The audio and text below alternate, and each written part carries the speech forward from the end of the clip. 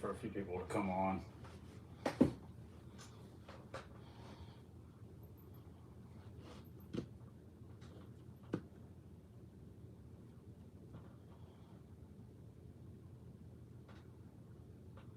How's everybody doing today?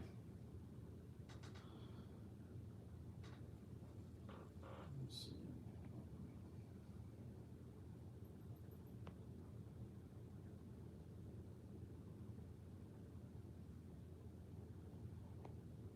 Okay.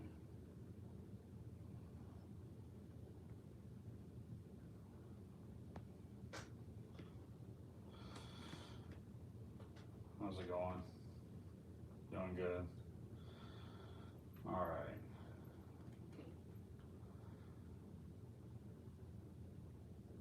So, haven't been posting much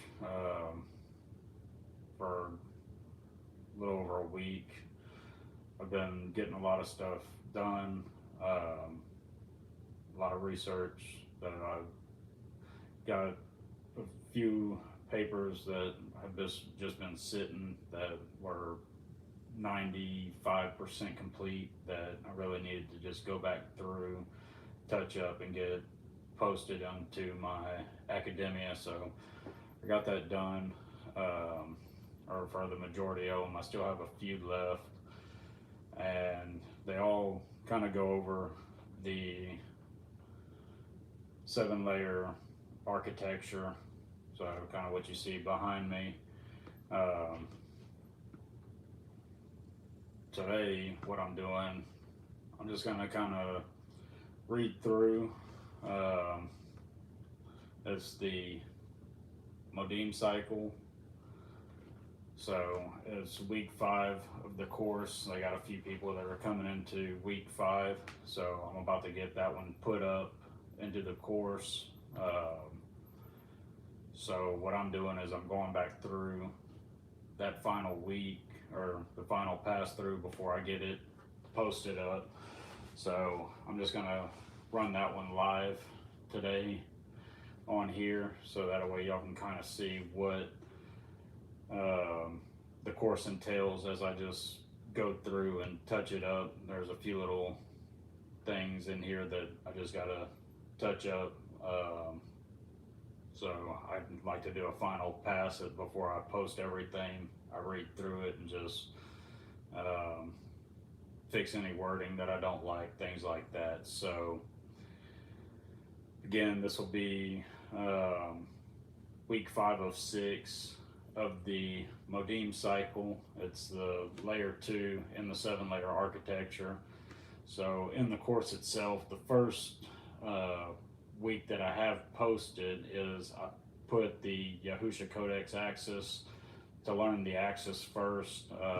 It kind of gives you a handle on everything else, because the Axis also run in along the other 6 layers in the architecture. So I ended up putting that one as the first week, even though it is the 7th layer, just because it was established after the rest of them, but it is the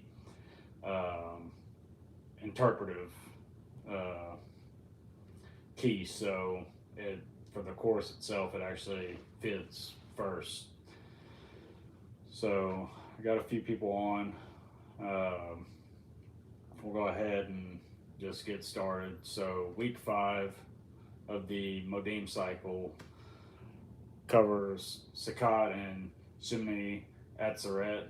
So it's the dwelling, joy, kingdom, and completion. So if last week forced the cycle through warning and cleansing, then this week answers the question that's been building from the start. What was all that for? Why the blood? Why the purge? Why the first visible life? Why the counted fullness? Why the trumpet? Why the affliction? Why the cleansing? And the answer is dwelling. That's where the cycle has been moving the whole time. And that matters because if you lose Sakat, you lose the goal of the covenant. You can still talk about rescue, purity, instruction, warning, and judgment, but if you don't understand where those things are headed, then the whole structure starts feeling harsh, fragmented, or incomplete. Sukkot's the answer to that. Sukkot says the covenant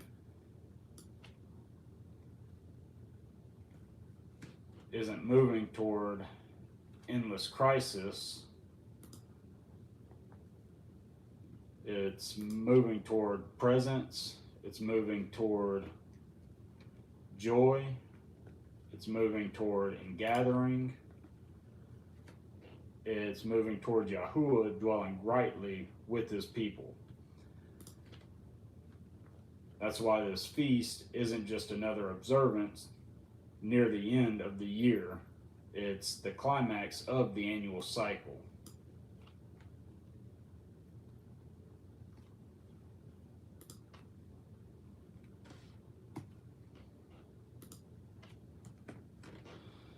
The 7-layer architecture says the Modim move through a complete covenant sequence, and that the final stage is dwelling. That's not a poetic add-on, that's the structure itself.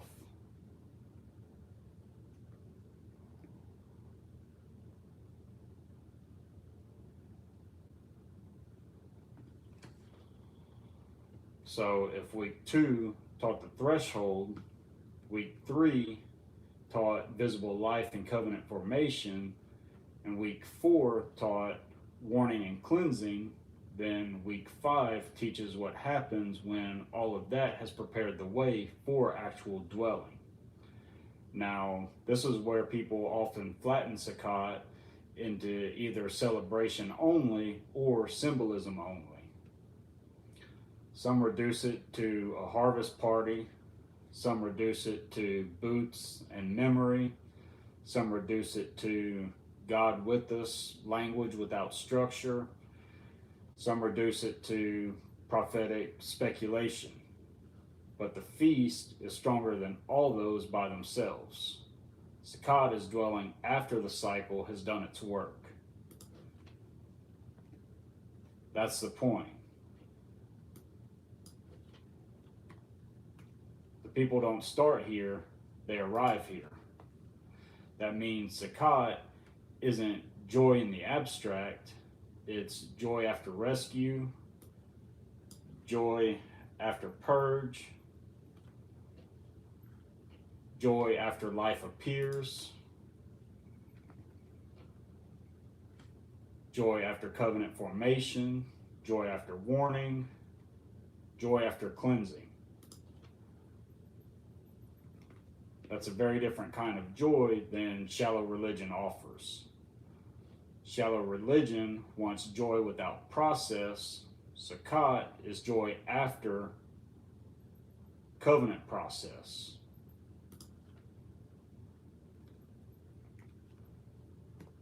That's why it's so strong. Now, think about the structure of the feast itself. 7 days. And that matters. 7 days of dwelling language, 7 days of ingathering logic, 7 days of holy assembly and rejoicing. It's not a one-night event, it's sustained dwelling rhythm.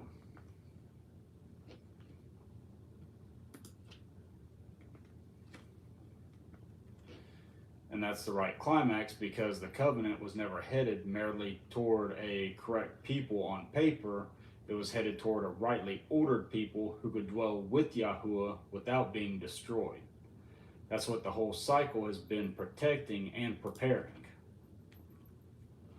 Okay, let's see. So this is why Sukkot has to be taught with both joy and seriousness, not because the week itself is grim. It's not. It's the most openly joyful stage of the cycle. But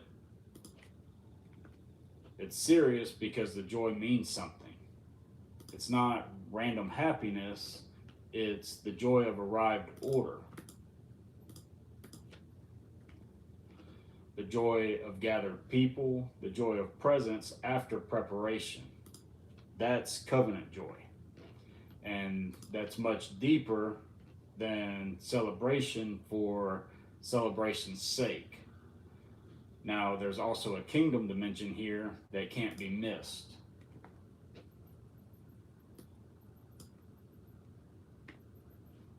By the time you get to Sukkot, the cycle is no longer only about individual rescue or personal purification. It has widened into gathered peoplehood under divine rule. That's why this week's internal primary axis is axis 4, Kingdom of Yahuwah. And that's why I was saying that I teach the Codex first, because the Codex runs through each of these.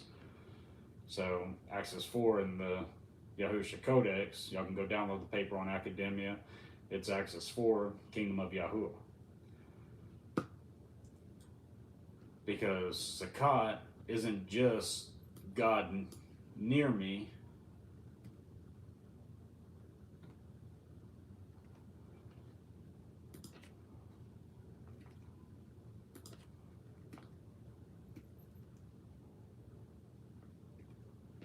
It's Yahuwah dwelling in the midst of an ordered people. It's gathered life under his rule. It's covenant presence in kingdom form. That's why the prophets pushed it so hard. Zechariah 14 is one of the clearest examples. The nations aren't erased. The nations are required to come up year by year to worship the King, Yahuwah of hosts, and keep the Feast of Booths. That means Sukkot isn't a throwaway old ordinance left behind in primitive Israelite region.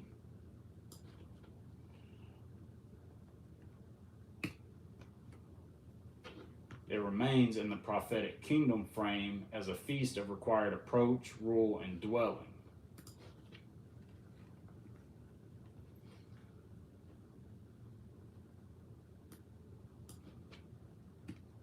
And that's massive. It means the climax of the annual cycle isn't marginal even at the far end of prophetic expectation. It's still active. It's still required. It's still kingdom shaped. And that tells you immediately this feast carries more than memory. It carries in-frame meaning. Now, John 7 matters here too, because Yahusha stands inside Sukkot logic and speaks in ways that are impossible to understand fully if you detach them from the feast.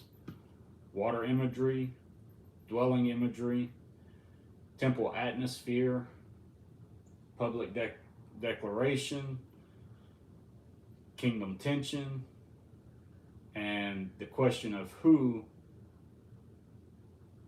he is all intensify in that context. And that's not accidental. Yahusha is not floating above the Modim. He's standing inside them, fulfilling and exposing their meaning.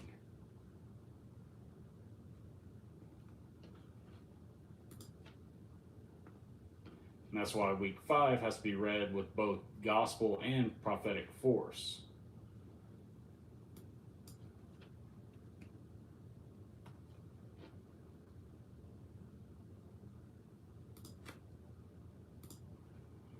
Sukkot isn't merely an old covenant memory.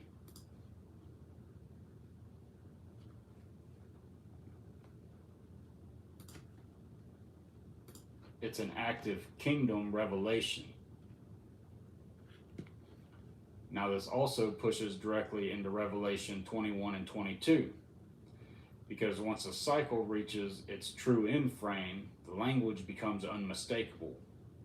Dwelling, presence, city, no curse, river, tree, light, no temple, separate from the saturated presence, because the whole order has become holy dwelling.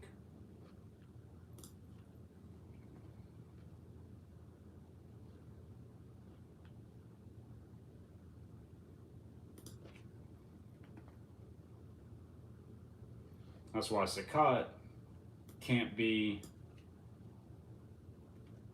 reduced to boots alone. Boots matter, yes. Memory matters, yes.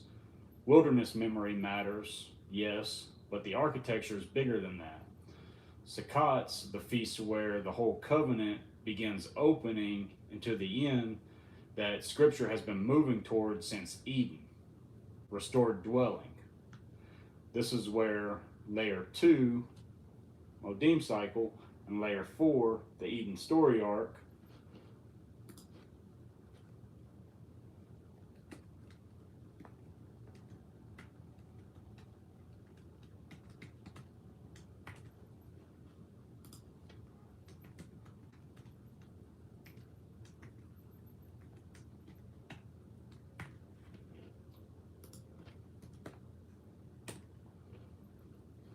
lock together hard.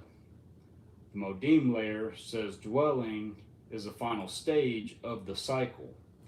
The Eden layer says Scripture moves from garden to rebellion to exile to guarded access to restored presence.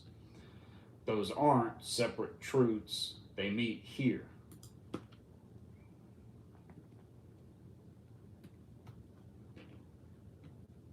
Sukkot's one of the places where the exile to dwelling movement becomes openly visible in sacred time.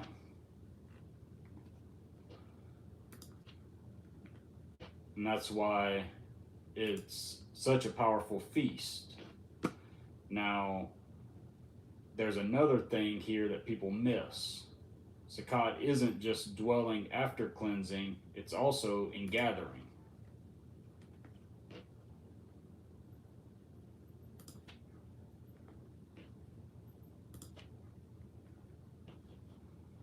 And that matters because the feast isn't merely about a prepared individual standing happily before Yahuwah.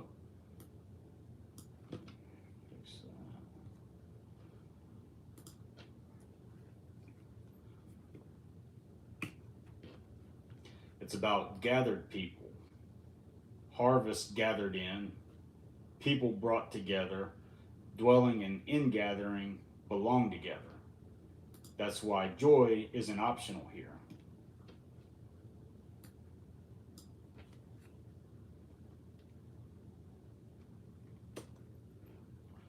Not because joy is a personality trait, because in gathering under divine presence is the proper result of the whole cycle.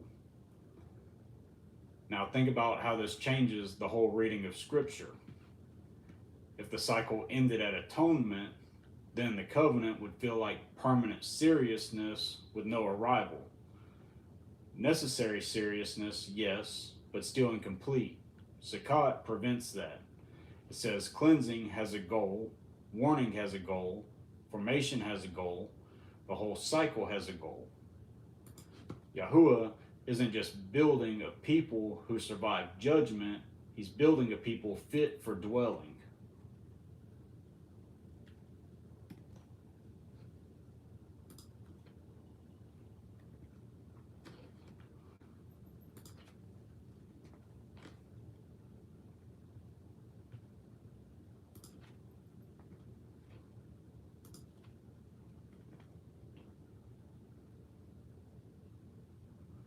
That's why this week is one of the most hopeful weeks in the whole layer, but like other hopeful weeks, it's not soft hope, it's achieved hope, structured hope, covenant hope that has passed through the earlier stages and is now ready for presence.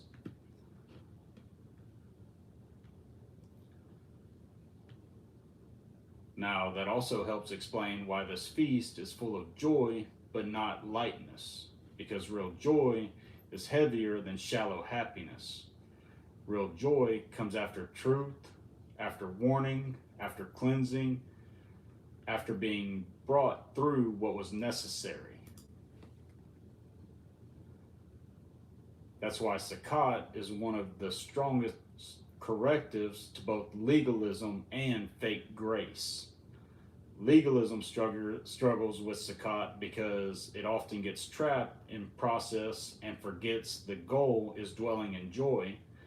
Fake grace struggles with Sakat because it wants joy without process, presence without holiness, and kingdom without warning or cleansing. And Sakat destroys both errors. It says, yes, the process mattered. Yes, holiness mattered. Yes, cleansing mattered. And the purpose of all of it was not endless strain, but dwelling.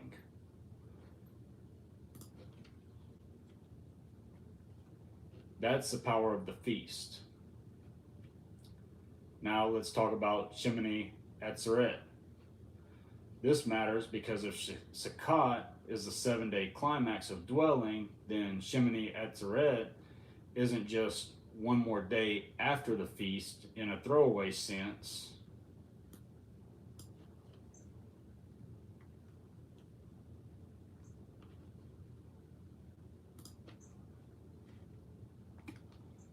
It's the closing assembly, the held back day, the completion point, the day that stands beyond the 7-day dwelling pattern and points forward.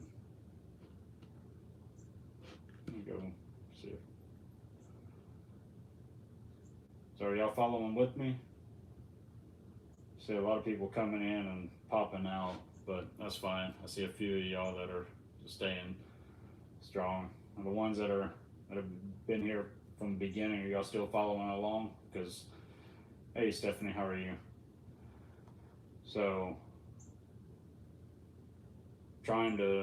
this is basically week 5 of layer 2, the Modim cycle. I'm finishing it up right now. I'm going to be posting this in the course here soon.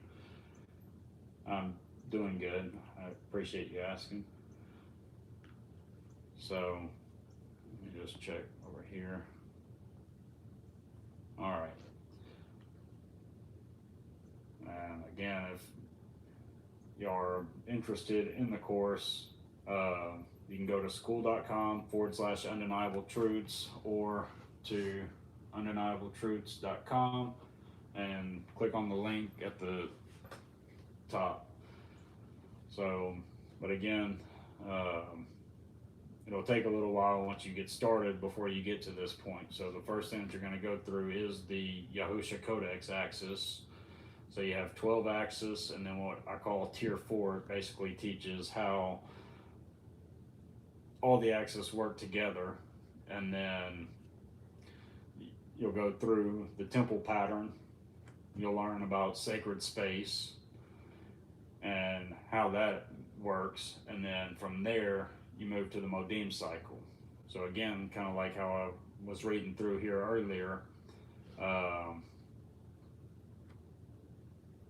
the Codex axis do go first in the course because they actually fit the next 6 layers. They're layer 7 because they came after the fact, because the structure, the architecture was already laid out from or throughout the Tanakh. So the Codex is the interpretive key that came from Yahusha.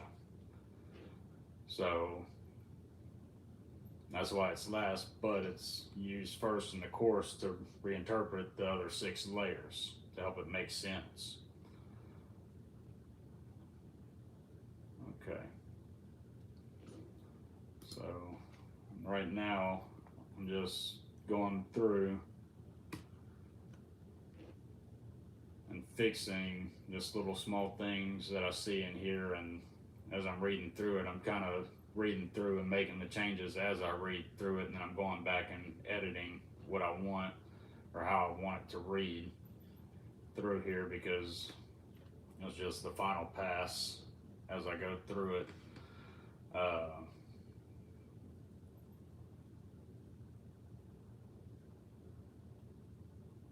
So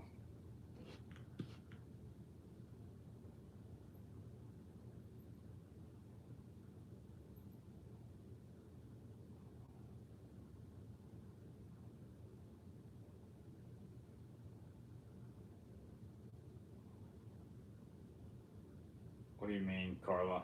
I don't understand. nobody can read this and rightly divide it.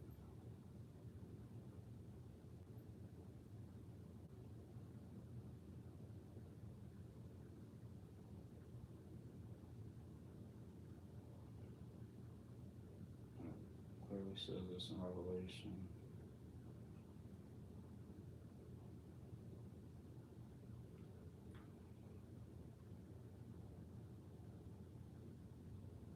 So right to the and he says right.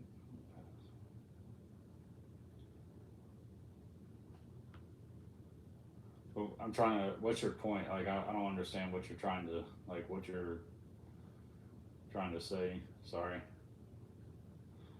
Okay, let's go. Fix that. Okay.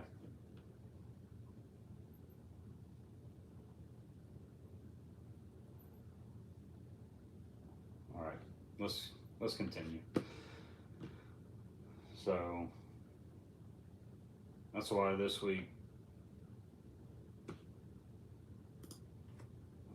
week's title includes both Sukkot and Shemini Atzeret because the eighth day matters. The eighth day is one of those biblical patterns that always signals more than continuation. It signals crossing beyond a completed cycle into something open beyond it. Not as contradiction, but as intensification and continuation in a higher form. That's exactly how Shemini Atzeret functions here. Sukkot gives a 7-day dwelling frame. Shemini Atzeret says the cycle is closed, but the purpose isn't exalted. There's a beyond opening, a completion that also points forward.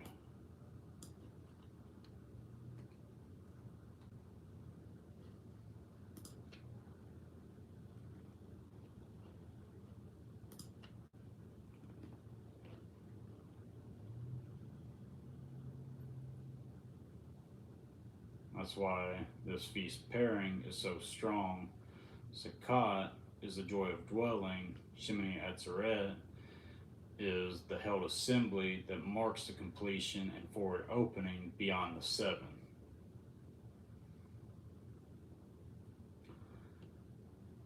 That fits the end of Scripture beautifully because Revelation doesn't merely say the process is over, it says the whole order is being brought into saturated presence. Completion opens into a new order of dwelling where the whole city becomes the place of presence.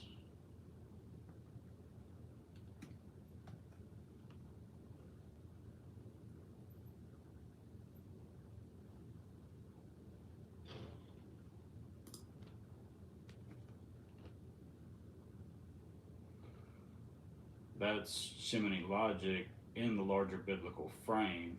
Now, there's something else important here. Sukkot's one of the clearest places where the cycle becomes public and corporate in full. Passover begins in the house. Unleavened bread purges the house. First fruits shows life.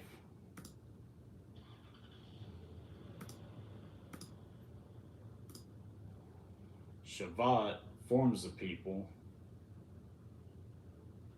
Shavuot.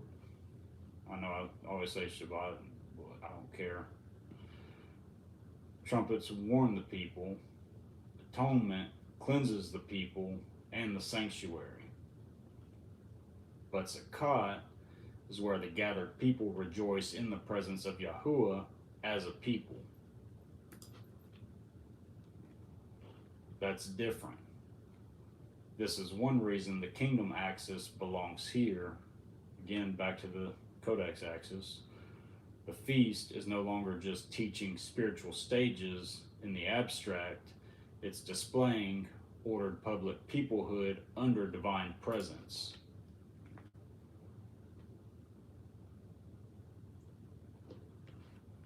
This is also why the nations matter in Zechariah 14.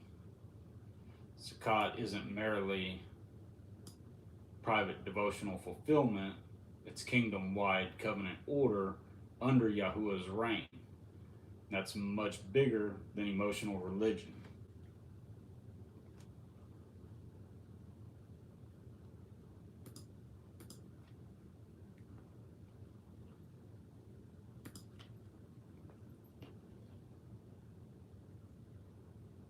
Now, this week also protects the cycle from becoming all warning and no arrival. Some people get so used to confrontation and cleansing language that they start reading covenant life as if Yahuwah's main goal is always exposure and stripping, but the cycle itself says no. Exposure and cleansing aren't the final stage. They prepare the final stage.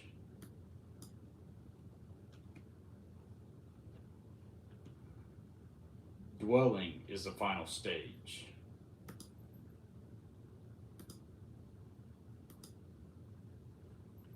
That means presence isn't an afterthought, it's the goal.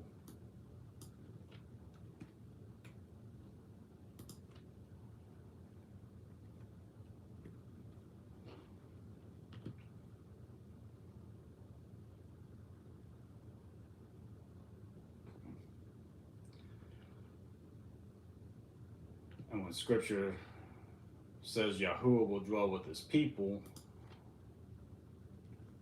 that's not sentimental language, it's the end of the long covenant process. It's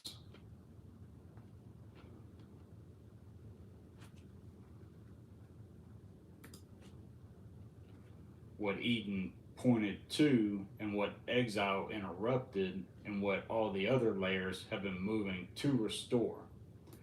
And that's why week 5 matters so much, because it answers the question, what's all of this for?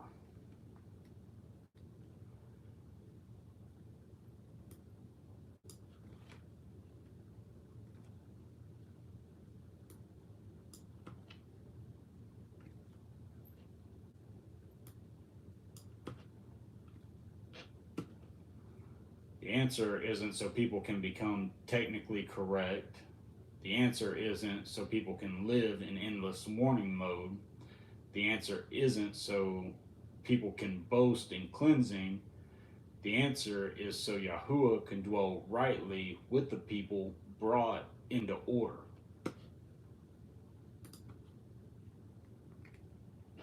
That's Sukkot. Now we should also say clearly that Sukkot isn't anti-doctrine, but it does expose doctrine-only religion.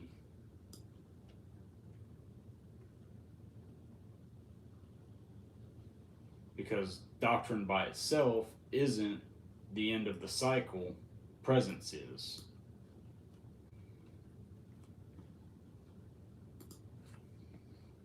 And if doctrine doesn't move toward dwelling, joy, gathered life, and kingdom order, then it's missing the point of the architecture.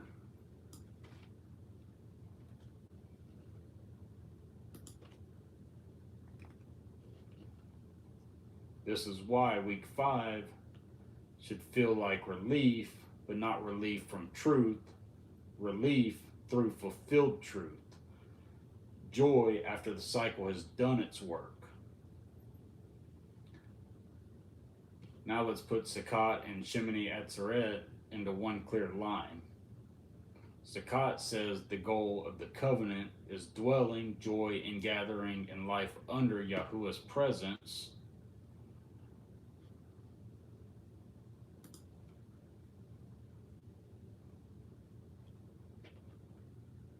Shemini Atzeret says the cycle reaches completion, and that completion also opens forward beyond the 7-day frame. That's week 5. And this is why this week can't be treated as merely the happy ending after the serious feast.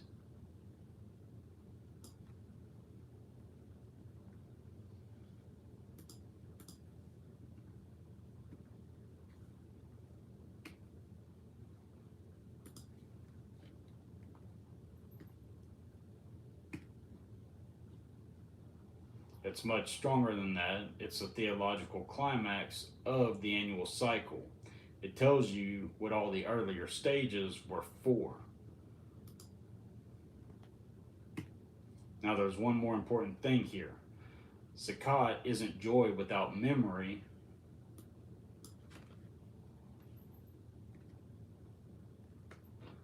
The feast still remembers wilderness dwelling, and that matters because the joy of final dwelling is shaped by the memory of how the people were carried, preserved, and brought through instability before they reached settled presence.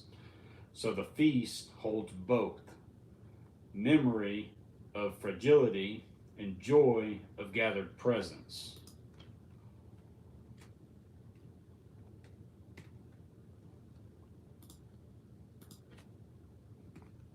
And that's powerful. It means covenant joy is never arrogant. It remembers what it was to dwell in tents. It remembers dependence. It remembers being carried. And because it remembers that, its joy is deeper, cleaner, and more grateful.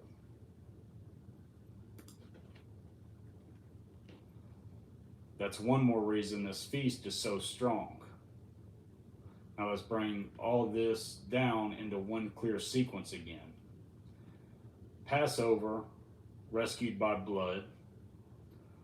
Unleavened bread, removed corruption. First fruits showed restored life.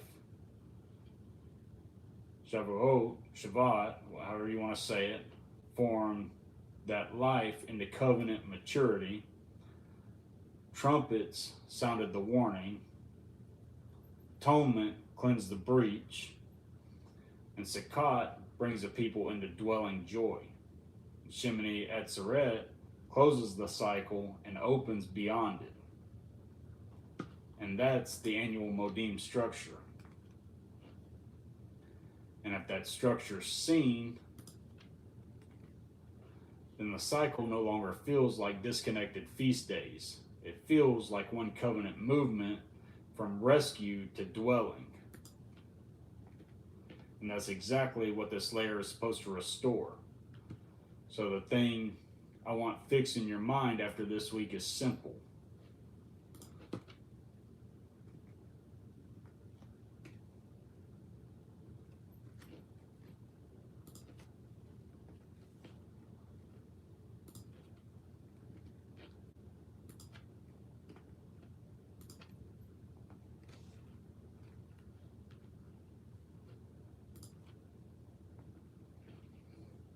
Sukkot isn't a side feast, it's a climax of the annual cycle. It's a dwelling feast. It's the joy of gathered presence. It's a kingdom life under Yahuwah.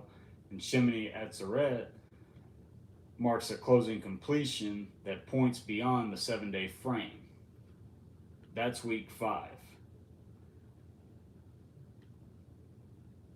Next week, we widen the time layer beyond the annual cycle and show how Shemitah and Jubilee extend this same covenant time structure into land, debt release, inheritance, and full restoration, which that is week 6 of this cycle, but we actually really cover the Jubilee release pattern. That's layer 5.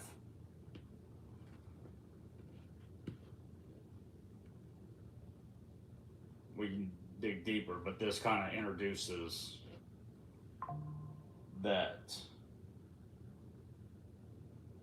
But before we go there, this has to stay locked. The cycle doesn't end in warning, it ends in dwelling. And that's why the whole Modim layer matters. All right. So that was the teaching. So I just got that cleaned up. But that's week 5 of the Modim cycle.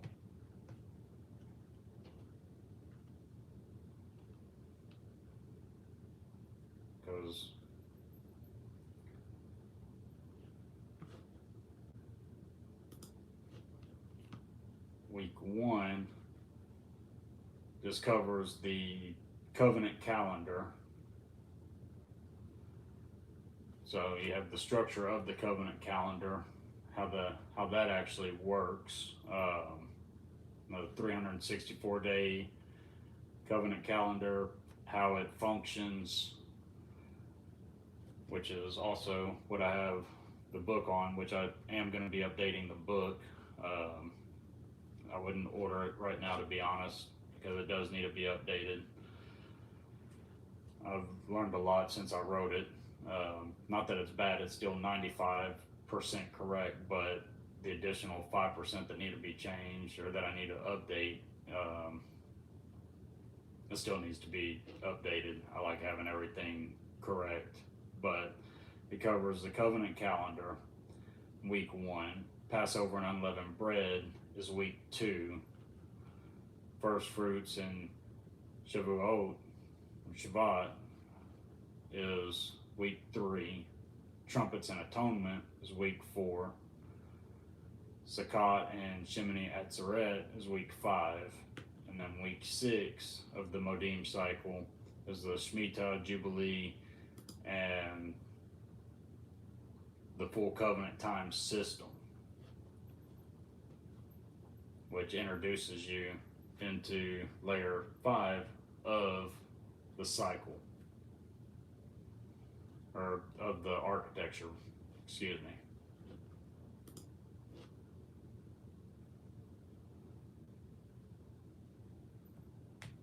So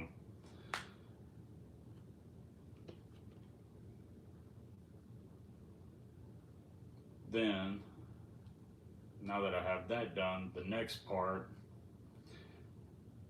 so for the course you have the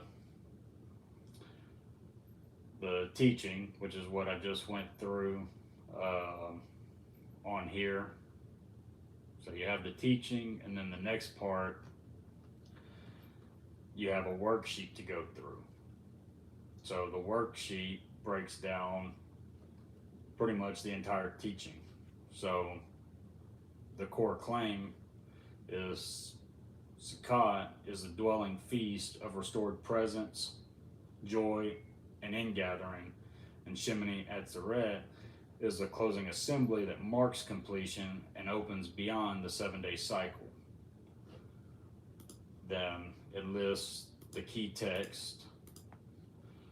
So you have Leviticus 23,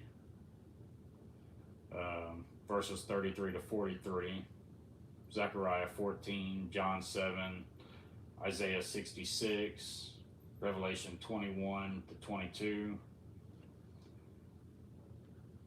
Then it goes over the main objective.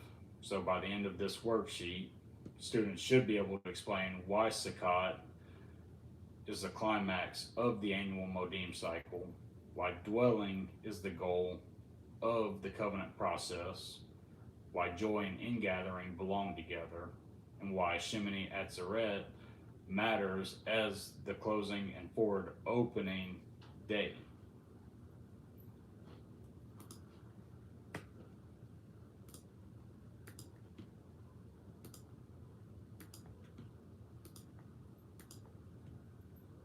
And then it goes over the key terms. So it goes over Sukkot, dwelling, ingathering, kingdom, joy, and others. Then it gives a brief teaching summary.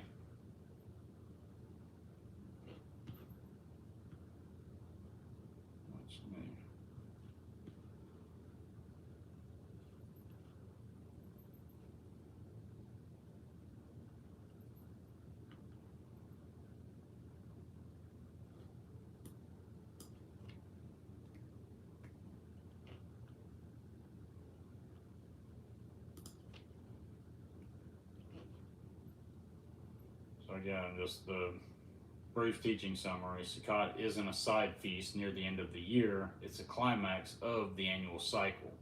After rescue, purge, restored life, covenant formation, warning, and cleansing, the cycle moves into dwelling, joy, and ingathering. That means Sukkot answers the question of what the entire process was for. It was for Yahuwah to dwell rightly with his people. This feast therefore carries kingdom meaning, prophetic meaning, and in-frame meaning. Zechariah 14 shows Sukkot remaining active in the nation's frame under Yahuwah's kingship. In Revelation 21 to 22 shows the larger completion of dwelling in saturated presence. Shemini Atzeret then marks the closing assembly beyond the 7-day Sukkot cycle, showing completion that also opens forward.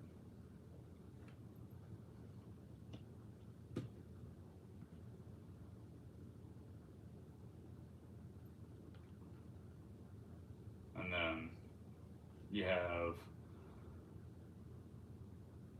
several questions now to answer. So it asks questions like, why is Sukkot more than a harvest celebration? Why does a cycle need to end in dwelling rather than in warning or cleansing? Why do joy and ingathering belong together in Sukkot? And a few others. Then I have you do the Modin pattern mapping. So you fill in the pattern. So Sukkot equals. Anybody can answer that?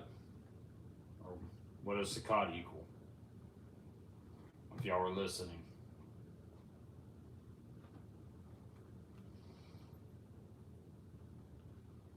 You have dwelling equals.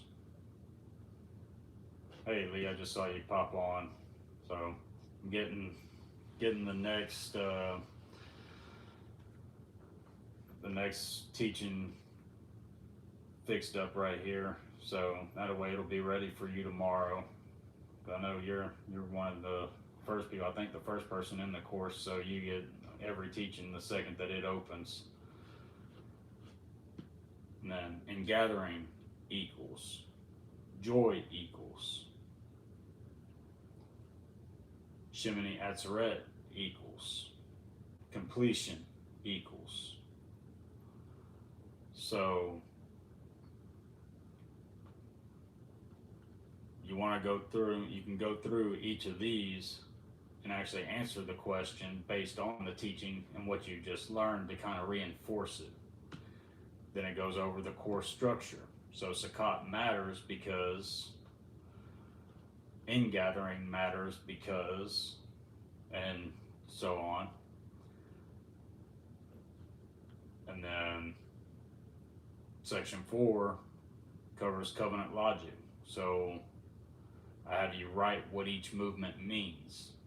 Cleansing the dwelling, gathering to rejoicing, presence and kingdom. Then you have a true and false questions. So Sukkot is mostly a historical memory with little covenant climax meaning. True or false?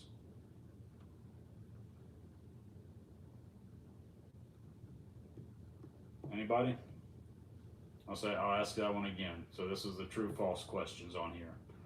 Sukkot is mostly a historical memory with little covenant climax meaning.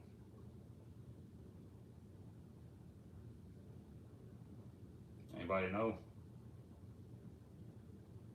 Correct. It's false. Yes, false. Sukkot comes after warning and cleansing in the annual cycle. True or false?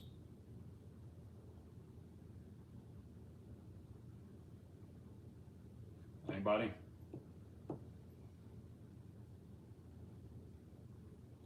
That one's true.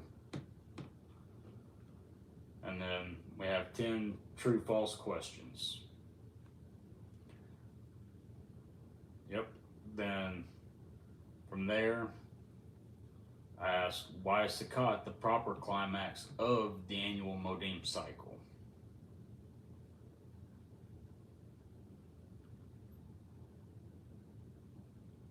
So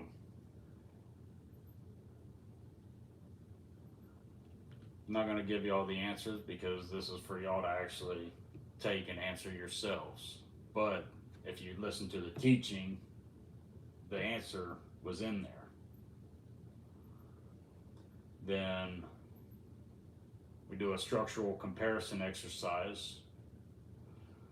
So you compare the following in short form: celebration and covenant joy, what's the difference?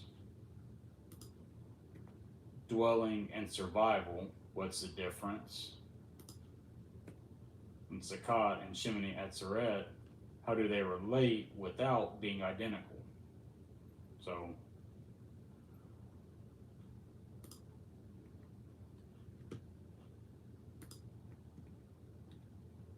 go through that.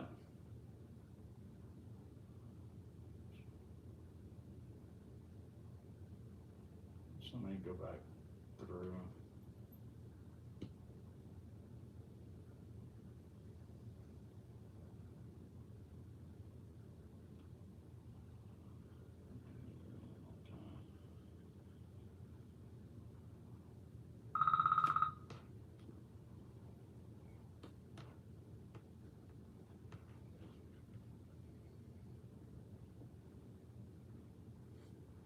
Hold on 1 second.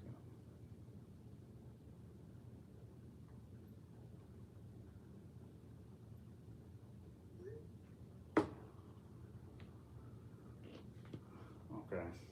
Then we go over reflection, we have a discussion, and then another small assignment. And then it ends, every section always ends in a memory line. So the memory line for this one is Sukkot is the joy of dwelling. Shemini Atzeret marks a completion that opens beyond the 7-day cycle. And then from there,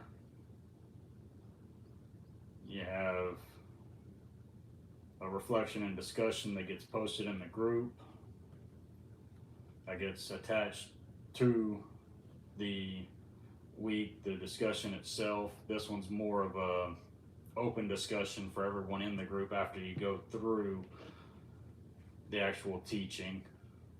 So,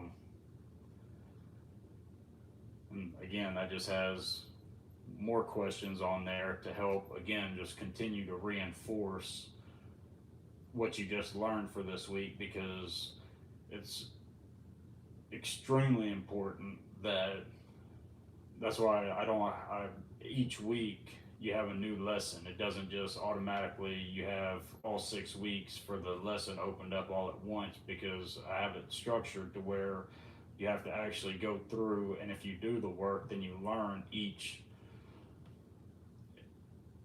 layer correctly. And it's important because they all stack and build upon one of each other. Because like the Yahusha Codex, the 12 axis, each axis builds on each other there, but then also each of the axis build across each of the other layers through the architecture. And then each layer of the architecture builds across one another. I'll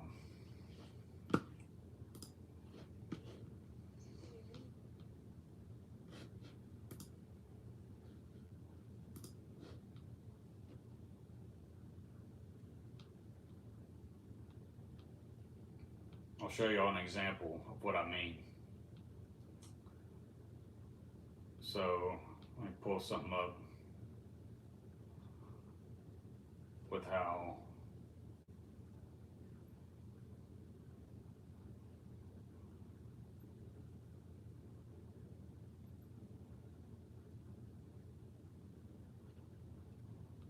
find it.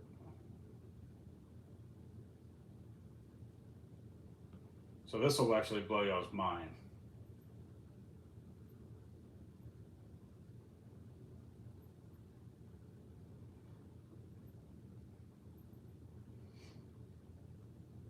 So I ran the full architecture across the Isaiah scroll.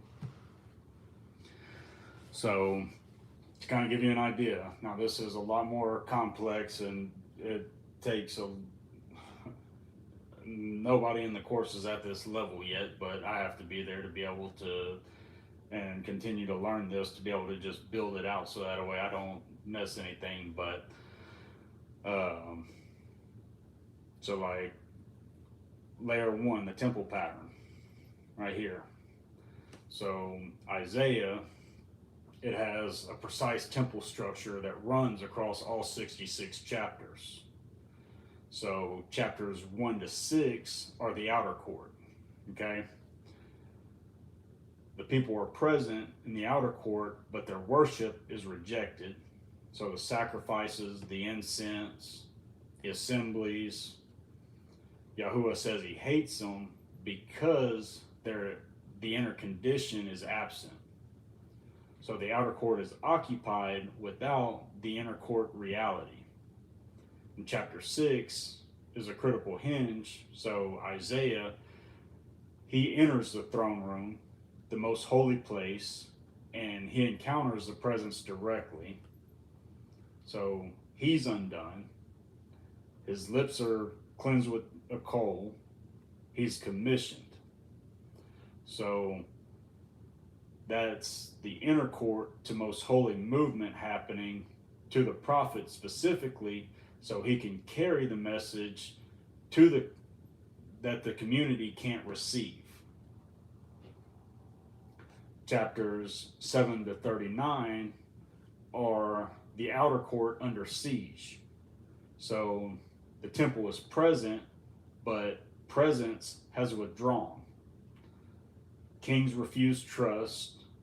The ark's reality is being contested by foreign empires. Chapters 36 to 39 is the Hezekiah crisis, where the temple and the city are surrounded and threatened with the same fate as the nations.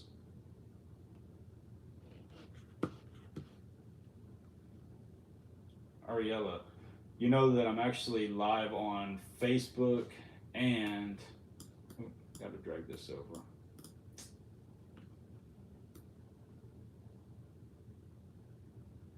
And YouTube. So I actually have a lot more than 2 people watching, and I really don't care what you have to say. Goodbye.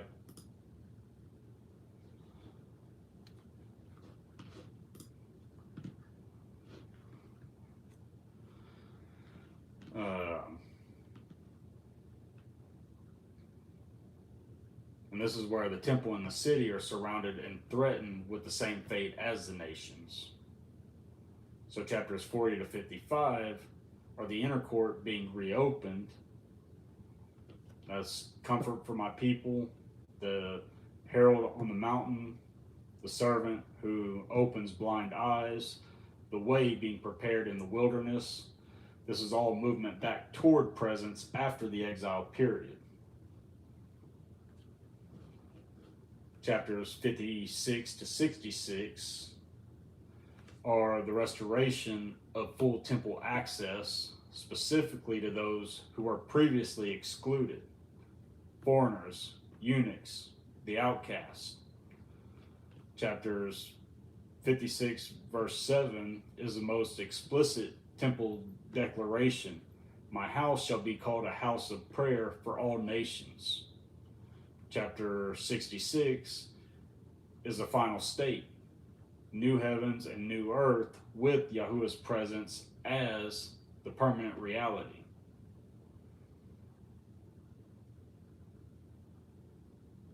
And the sealed scroll in chapter 29, it sits at the exact point where the outer court worship has been judged empty, and the inner court access has been withdrawn.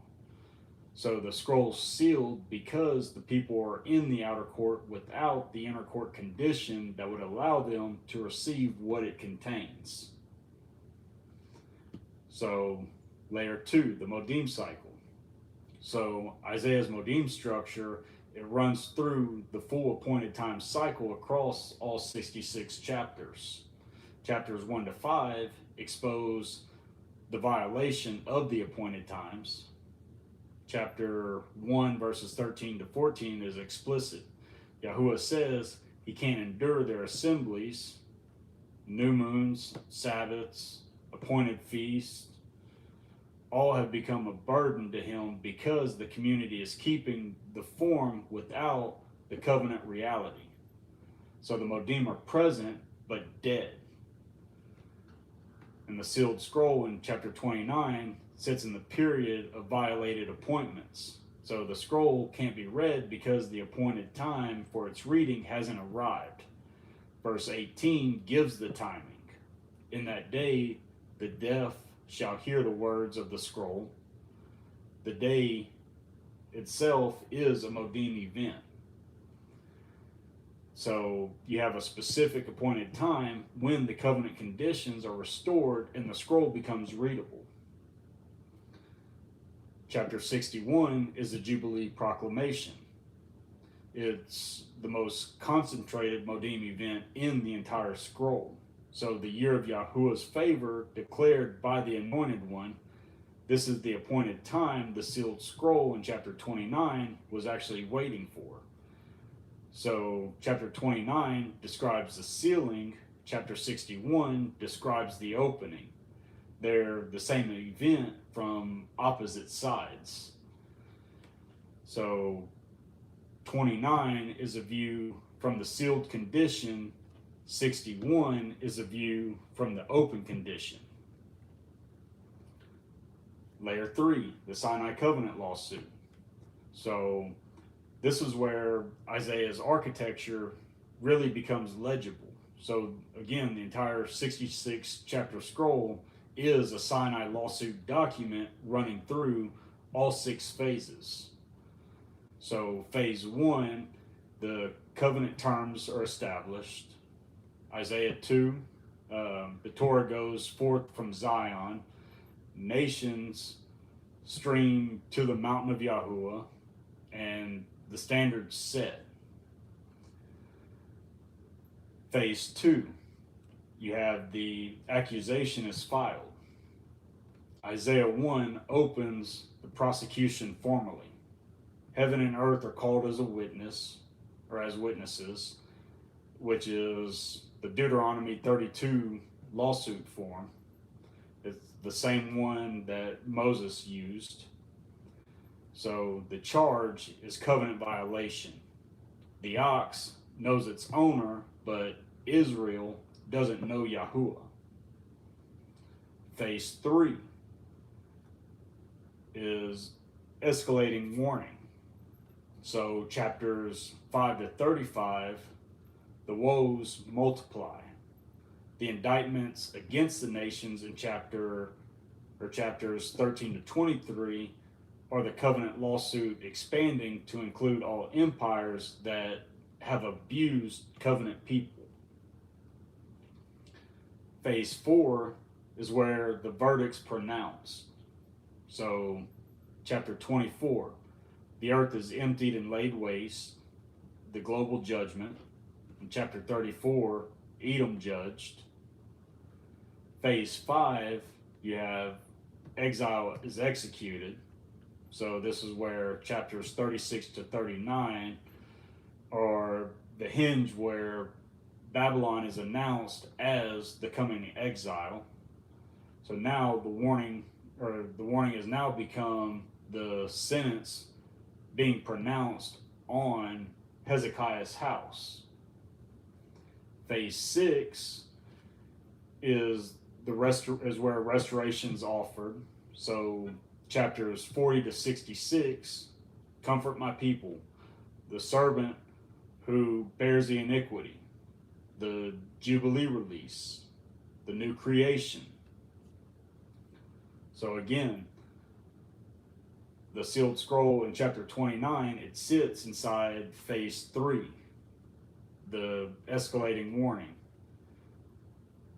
The scroll is sealed because the verdict hasn't yet been executed. it contains the full covenant case, but the execution isn't yet authorized. The condition for the restoration phase hasn't been met. Does that make sense? Now, layer 4, the Eden story arc. So, Isaiah's Eden arc is one of the most complete single document expression, or is the most complete single document expression of the full arc in the canon. So chapters 1 to 39 is where you have movement away from Eden.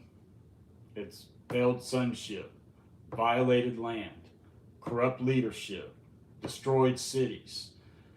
Then chapters 40 to 66 move toward Eden restoration. So the wilderness becoming fruitful, the crooked being made straight, the servant planning the covenant people, the new heavens and new earth of chapters 65 and 66. The sealed scroll in chapters 29, it sits at the farthest point from Eden in the direction of exile. So again, chapter 29 is inside the maximum pressure section of the ark. That's why the scroll's sealed there, because the Eden restoration hadn't yet begun. The unsealing is the Eden ark turning direction. Then Isaiah 11 is the Eden reversal mark inside of the first half.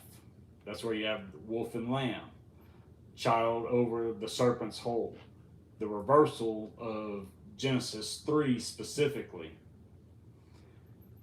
And that passage is a sealed scroll moment inside the judgment section. You have a preview of what the full restoration looks like before it actually arrives. Layer 5, Jubilee release pattern. So Isaiah 61 is the Jubilee chapter. It's the most explicit declaration in the entire prophetic corpus. The structure is exact. Anointed herald, good news to the poor, liberty to the captives, opening of the prison, the year of Yahuwah's favor. So every component of the Leviticus 25 Jubilee is present here. And this is the unsealing of the scroll. So the sealed scroll of chapter 29 contains the Jubilee. The deaf can't hear it, the blind can't see it, because the Jubilee hasn't yet been proclaimed. When the Anointed One reads Isaiah 61 and Luke 4 and declares it fulfilled in their hearing, that's the legal proclamation that executes the Jubilee. And that's the open scroll in the architectural sense. So the covenant action is now it's authorized to proceed.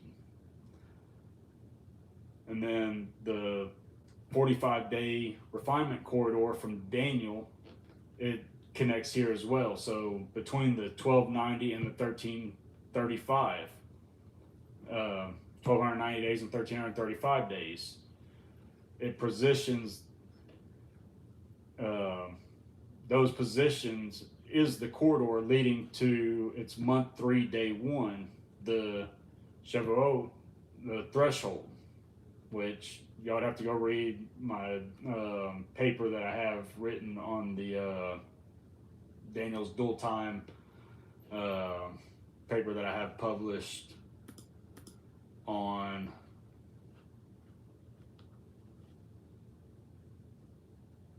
Academia.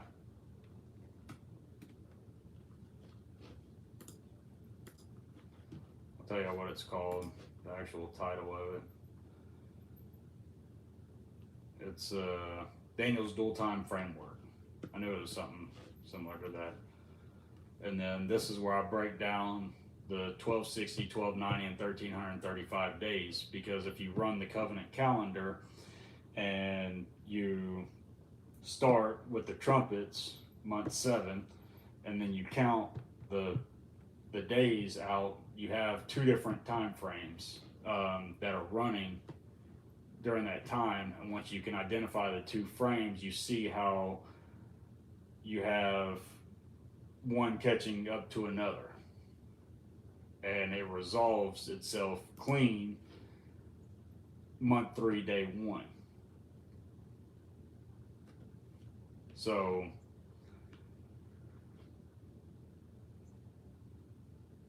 again, Isaiah 61 is the Shavuot layer, Shabbat layer, that's just made explicit. You have the Jubilee release and the covenant ratification feast as the same structural event. Layer 6, the pulse mathematics. So, does anybody know what pulse is? Anybody that's watching? If y'all are in the course, y'all should know what pulse is.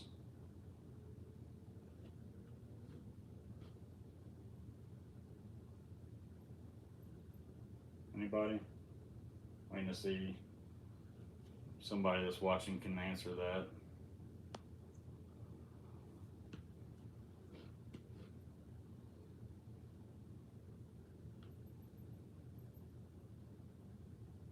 No. Pulse is measurement. No, not code.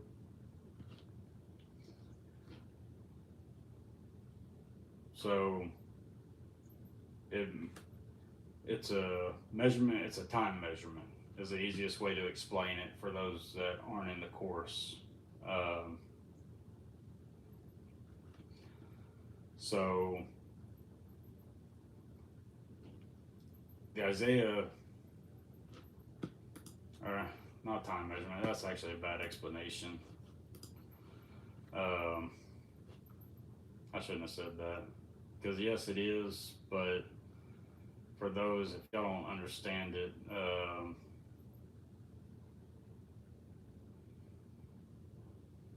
it records what, it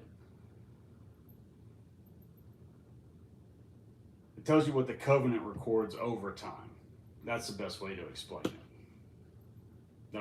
That'd be how I would explain it. So the Isaiah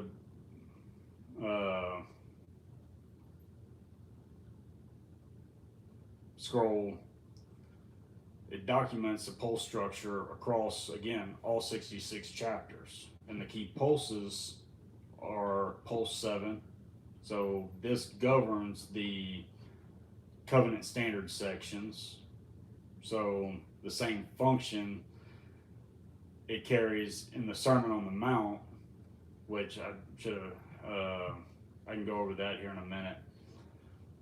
Isaiah 1 and 2 operate on the same pulse. It's pulse 7, which aligns with the Torah standard, which I know that doesn't align with the axis. It's a different viewpoint. So if anybody that's in the course, don't let that confuse you. But Pulse 14, it governs threshold passages. So Isaiah 6 is a threshold commissioning. Isaiah 40, is the threshold of restoration.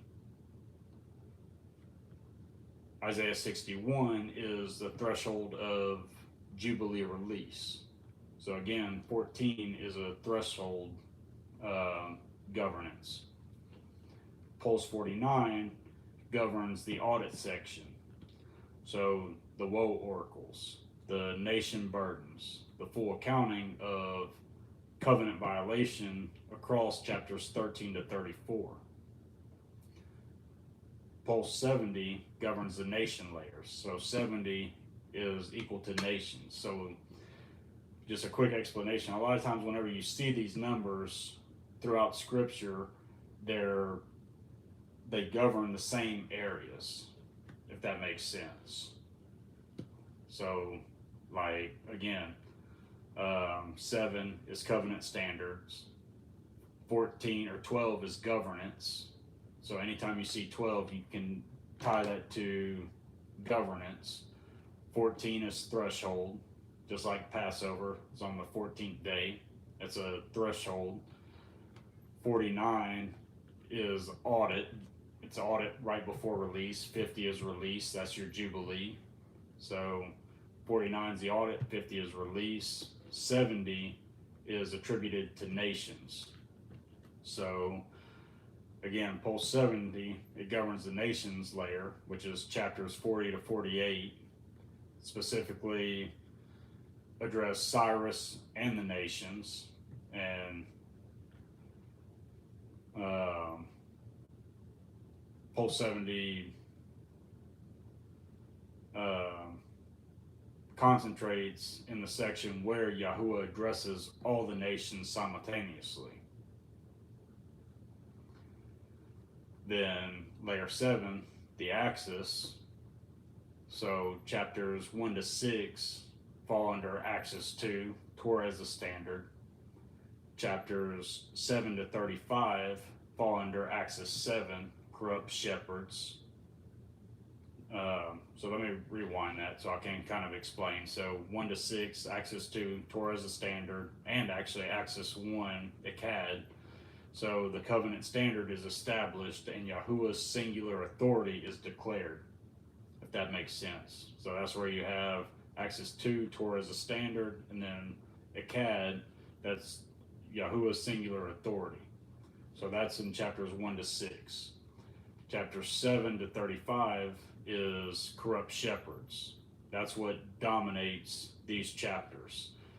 So this is every leadership failure, every false prophet, every drunk priest in chapters 28 and 29 is axis 7 material. Chapters 36 to 39, this falls under axis 5, covenant loyalty. At the Hezekiah hinge, Hezekiah's prayer in chapter 37 is one of the clearest covenant loyalty declarations in the canon. Chapters 40 to 55, this falls under axis 10, mercy, and axis 11, end of age. These govern the comfort and servant sections. Axis 3, repentance, is also active throughout these same chapters, chapters 40 to 55. Chapters 56 to 66 fall under axis 12, remnant, or remnant identity. So it's who is the remnant? Who has access to the restored temple?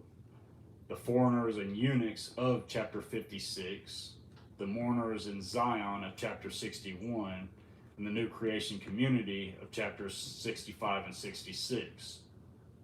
Again, you see how that falls directly under each of the axes? And that's why we break down the axis first. So that's running through the entire framework on the Isaiah scroll. And then whenever you run through all of them, because what I was doing, I was actually, and I'm about to publish it, that's why I've been busy the last week, is I was finishing up a paper, and then I went back and ran this through because I was interested in the sealed scroll. That's what I was curious. So whenever you run all 7 layers simultaneously, the contents of the sealed scroll in Isaiah 29, it becomes architecturally legible. So it's not just one vision or one prophecy. It's the complete covenant operating system. It's literally the full arc from Eden identity through Sinai lawsuit, through Jubilee release to new creation. Because the scroll itself contains all 7 layers running simultaneously from creation to restoration. And the reason that it's sealed in chapter 29, it's precise in the architecture. So the community described in chapters 28 to 29 can't receive it because they're in Axis 7. They're Axis 7 failure. Drunk priests, blind prophets. That's on Axis 7's corrupt shepherds. So they're at the outer court without inner court access. This is the temple pattern, whenever you understand that. So they're in the post 49 audit phase before release. They're at the maximum exile point in the Eden Ark. And the Jubilee appointed time hasn't yet arrived. And Jubilee release. So the scroll is sealed not because its contents are unknowable, but because the legal conditions for its execution haven't yet been met. So y'all see how it literally runs through the entire 7 layers?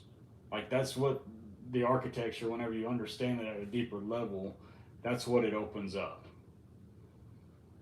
Because it's not just reading scripture flat anymore. It's actually reading it through the patterns that run throughout.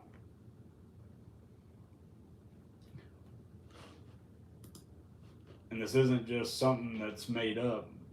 So if you go on my academia, you can see I have falsification tests and several other things to where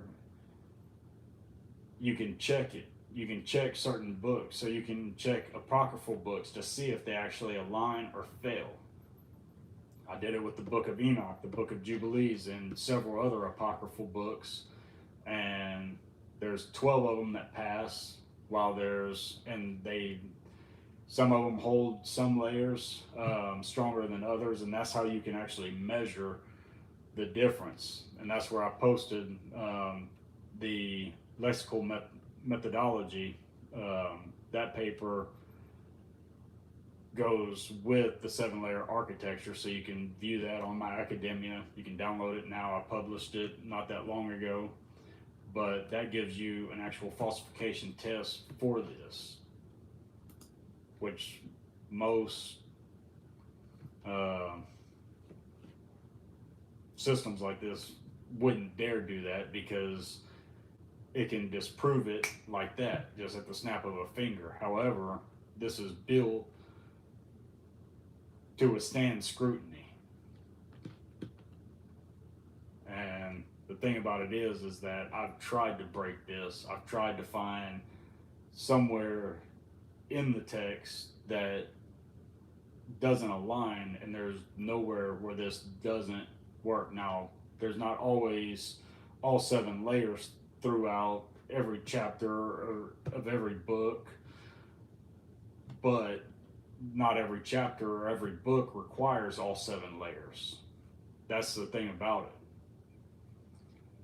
But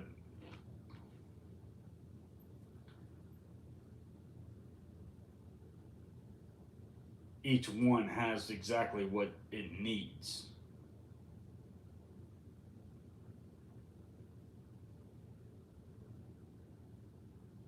So, like Isaiah, it gives the conditions for opening the sealed scroll and actually executing it.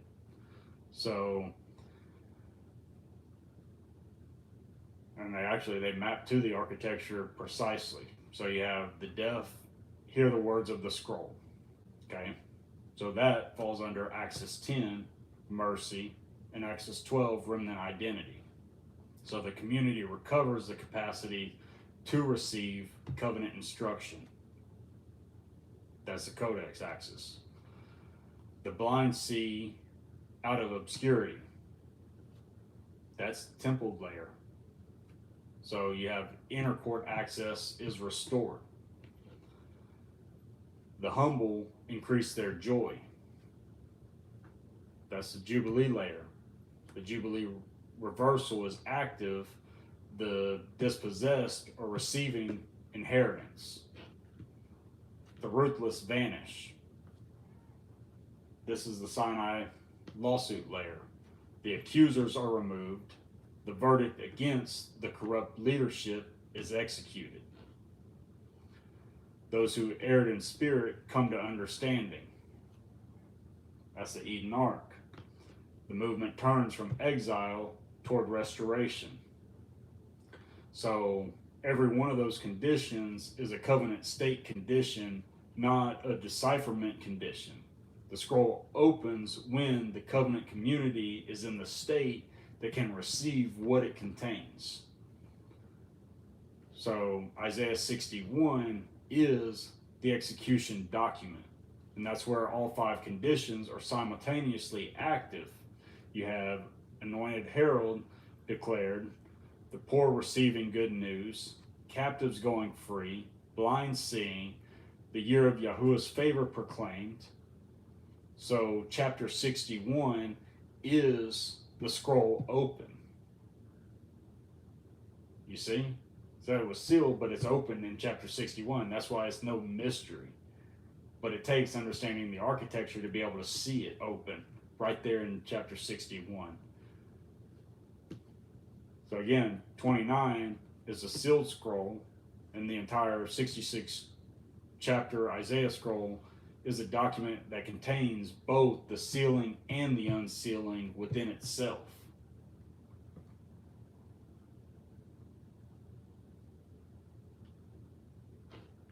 So that's how this entire system works. And no, it's not taught that complicated through the course. I break it down kind of like how I just went through week 5 in the Sukkot and Shemini Atzeret layer or week for the Modim cycle. So I break it down completely. I give you a workbook, I give you everything else, so that way you can internalize it, and you just take each week at a time. And as you go through the course, you begin to internalize each week, each layer, and by the end of it, the goal is to be able to show you how they combine like this. And I haven't built out an actual teaching to run through all 7 layers. This is just internal notes that I have, so it's not as structured as what it would be in the course whenever I teach it on how to actually run through it all. But what I wanted to show was just how powerful it is and how it actually works and how it actually aligns, because it's not just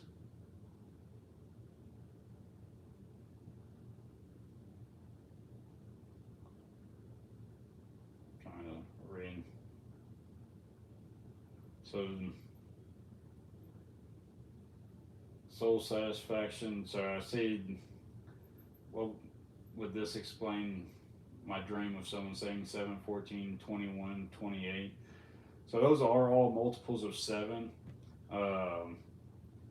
And yes, those are pulse numbers as well. Those 7, 14, 21, 28 are pulse numbers. 35 isn't. 42 is. 49 is.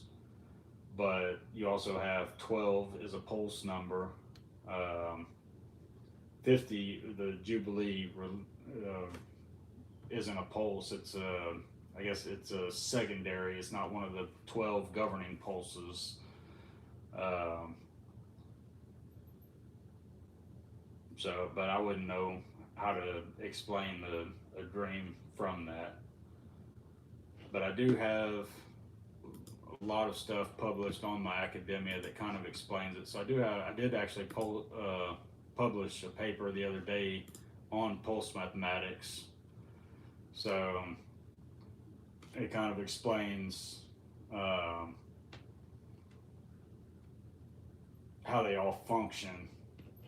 So you have the 12 governing poles, the supporting constants, um, whether they're frame numbers, derived indicators. So there's several different ways that these break down, which again, that's uh, all part of layer 6 in the course, which nobody's at that point yet. So uh, and I haven't actually written out each week for the pulse. I got the skeleton structure of that one. I still have to go through it because pulse layer is, I would say, the most difficult one out of all of them to understand. That is the one that I still am learning, and the more that I go through the other layers, the more it's becoming clearer for sure. But it is the one that has taken me the longest to really gain a full understanding of it, because there's several different numbers. Like 40, for instance, it's not one of the 12 governing pulses, but every time you see 40, it's always representing testing. So that one, and then like 42 is wilderness. So there's different.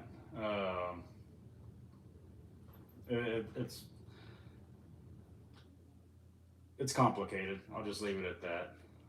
So once I'd recommend going to the paper. It'll explain it a lot better, but I wouldn't. I'm, I'm not Daniel. I can't interpret dreams.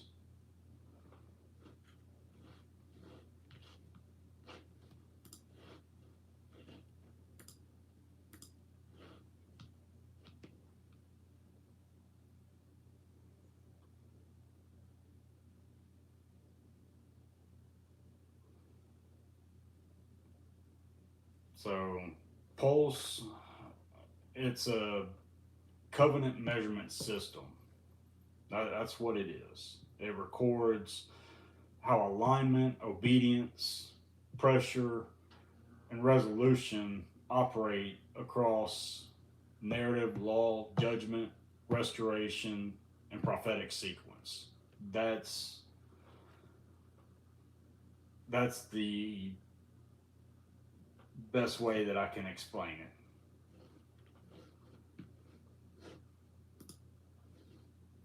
That's what pulse is. It's not mysticism, it's not numerology or some kind of predictive magic. It's just a covenant measurement system.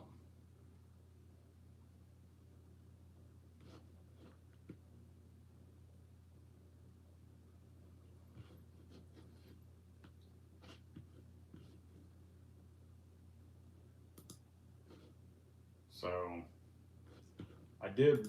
Let me see if I have it.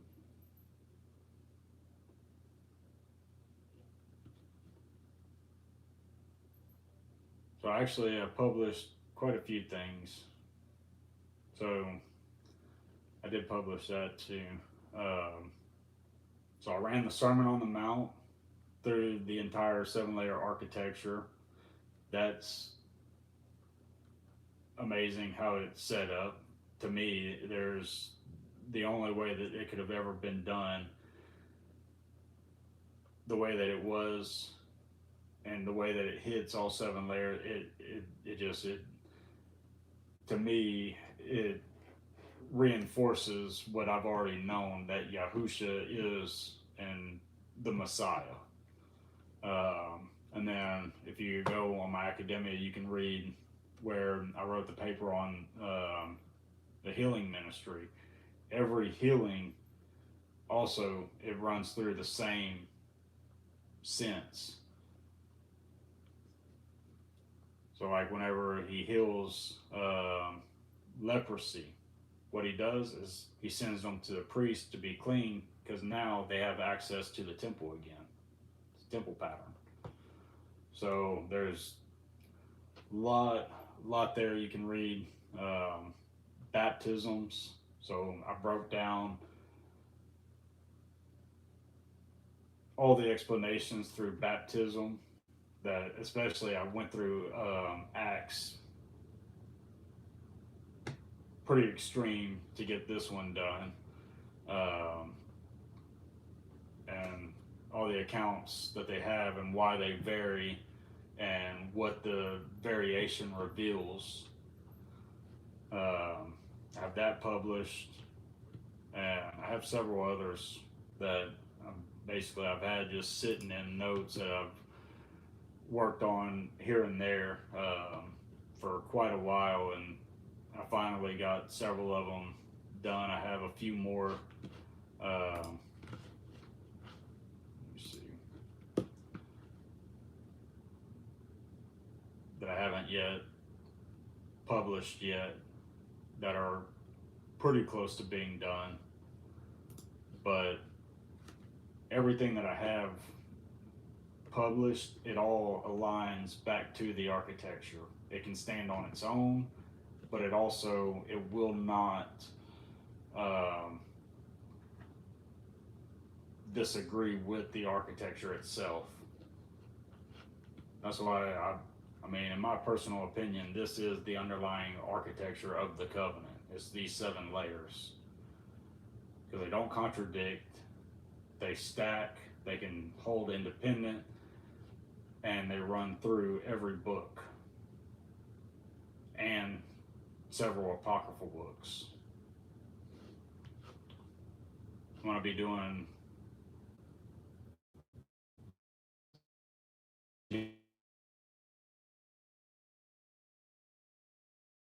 several in Enoch.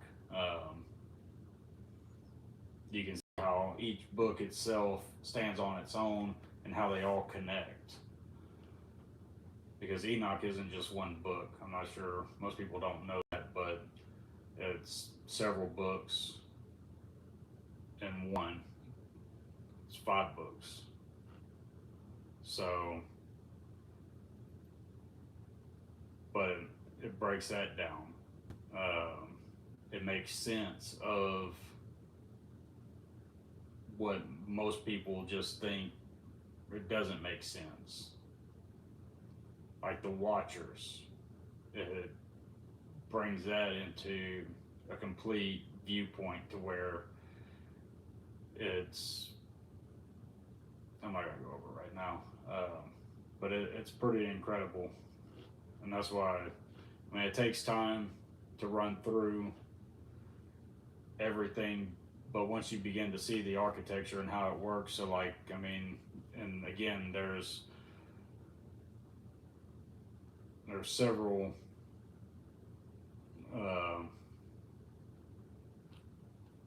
falsification tests that align with this. So like the modem has to align where it's supposed to.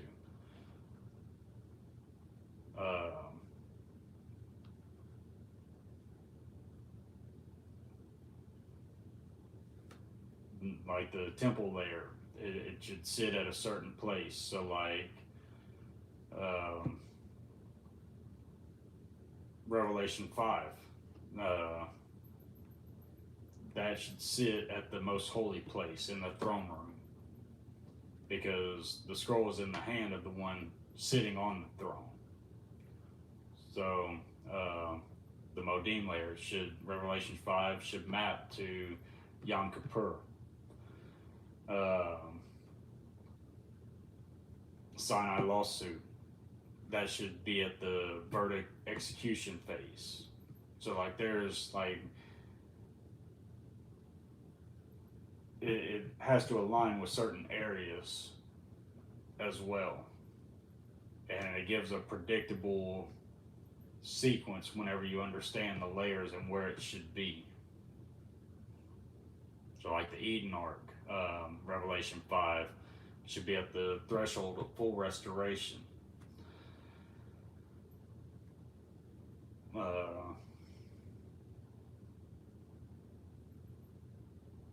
Pulse should be at 112. Uh, the judgment gates position. So like there's all these different areas that align with it and where it should be.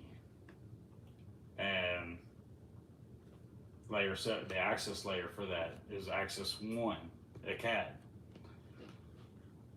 It's about who is Yahuwah and who has legitimate authority before him.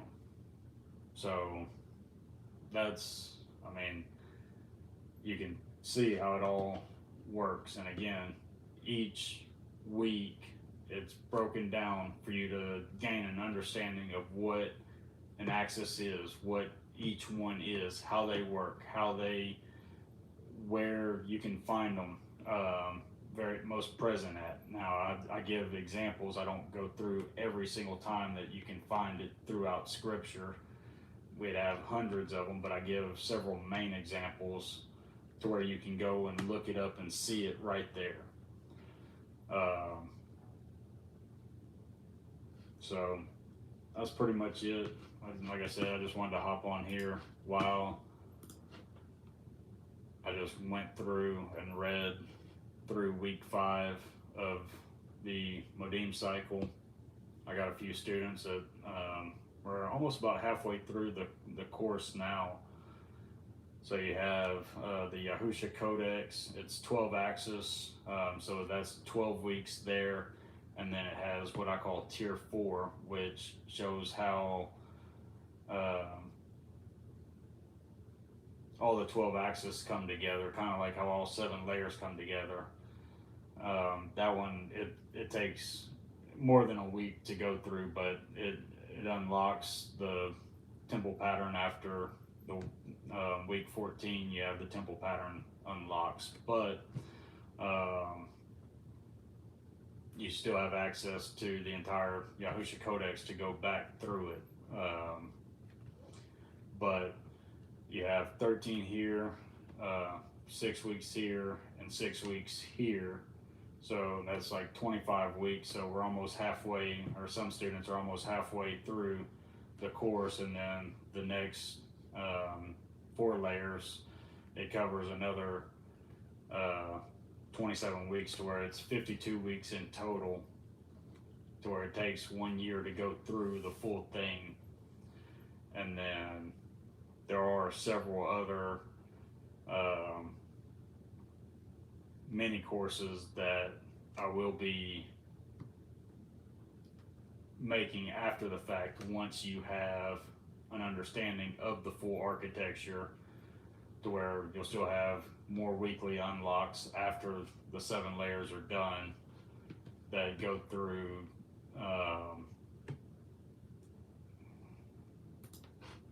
several different things. Let me see. I'll pull something up right here.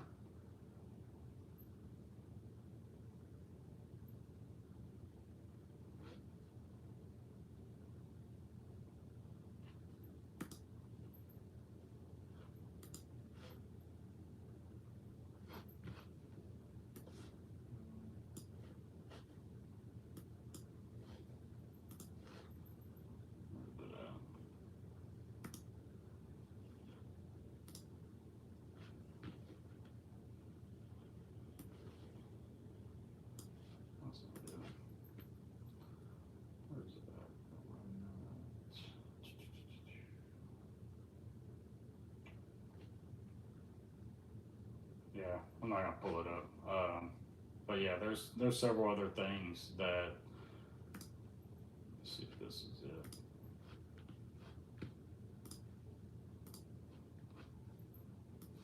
Oh, I know where it's at. It's called the Covenant Collapse.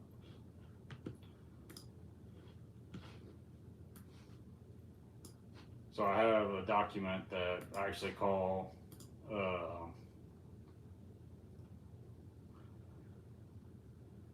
it's collapse manual, to where if the time of revelation ever comes, it shows the different stages, the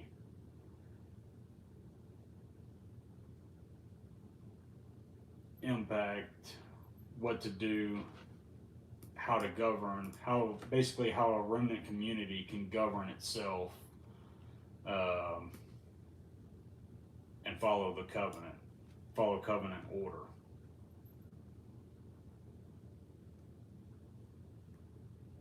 So that's pretty much what it is.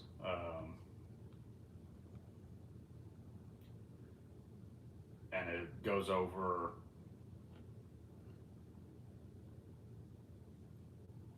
a full, basically a 60-day formation training. So to build skill, judgment, discipline, and learn internal law. So from Torah competency, to case evaluation, Axis 5, Pulse 14, output, fair rulings, several different areas. 120-day training, it's an advanced one to learn it's, I'm not going to go through it. It's complicated to explain, and I haven't taken the time to break it down yet. But there's a lot, and it all comes directly from the architecture itself. It comes from Scripture, and it doesn't break any of this. It doesn't break Torah. All of it follows. So that's pretty much it. I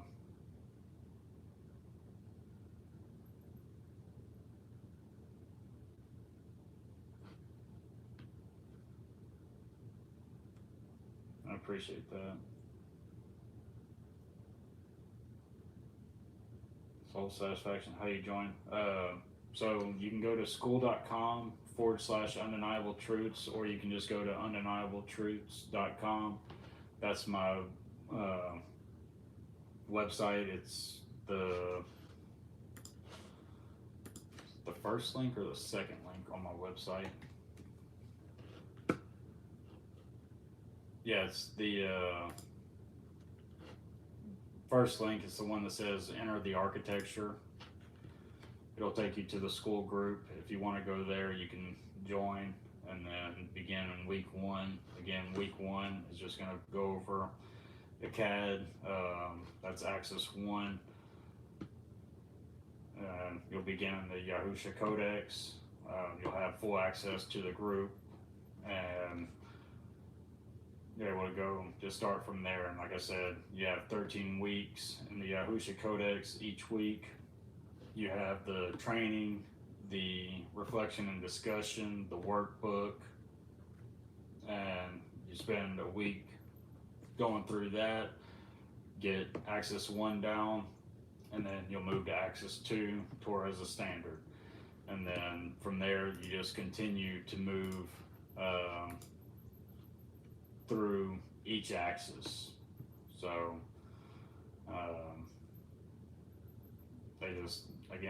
you learn each one, and then tier 4 is where it teaches you how to use, I guess, all of them together is the easiest way to explain it, which it is a complicated lesson.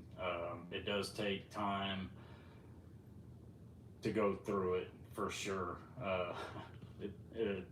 I recommend, like I said, it opens up for a week, but I would recommend, even once you begin in the temple pattern or the Modim cycle, to keep going back to that one to learn it, because you can spend a couple months in it before you really start to get it down and to see. But that's it's a big lesson. But again, it's structured to be a full just 52 weeks across the 7 layers. Temple layers, not like each of the 12 axis, they're not very complicated. It's just tier 4 is the biggest one that is complicated, that takes a lot longer to go through. But the rest of them, it's one you can spend a week on each, and like I said, go through the workbook, the reflection and discussion, and just go in the group and just be part of the community as well, and learn each one, because and then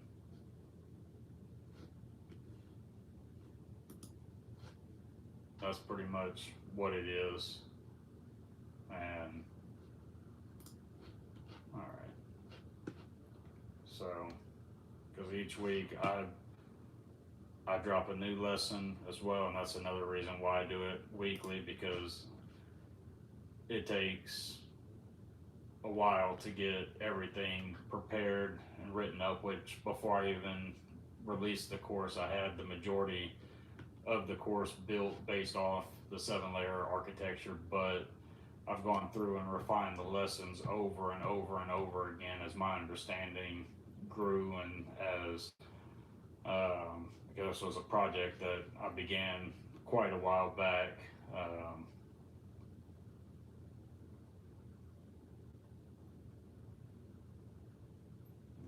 I appreciate that, and one thing, even if you can't necessarily join now, something that you can do, because I don't. The course is just basically me teaching it and me going through extra, but I do publish everything on my academia, so you can still learn what's in the course, even without technically joining the course. Yes, it will take a little more time. It's not broken down explicitly by me, but you are able to still go and download the papers and begin to learn exactly how it all works and functions and everything else if you go on my academia. It's just if you type in my name, Brian Barclay, but so that's how you spell my name, and just type in that, or academia, Brian Barclay. So I'll show it on here.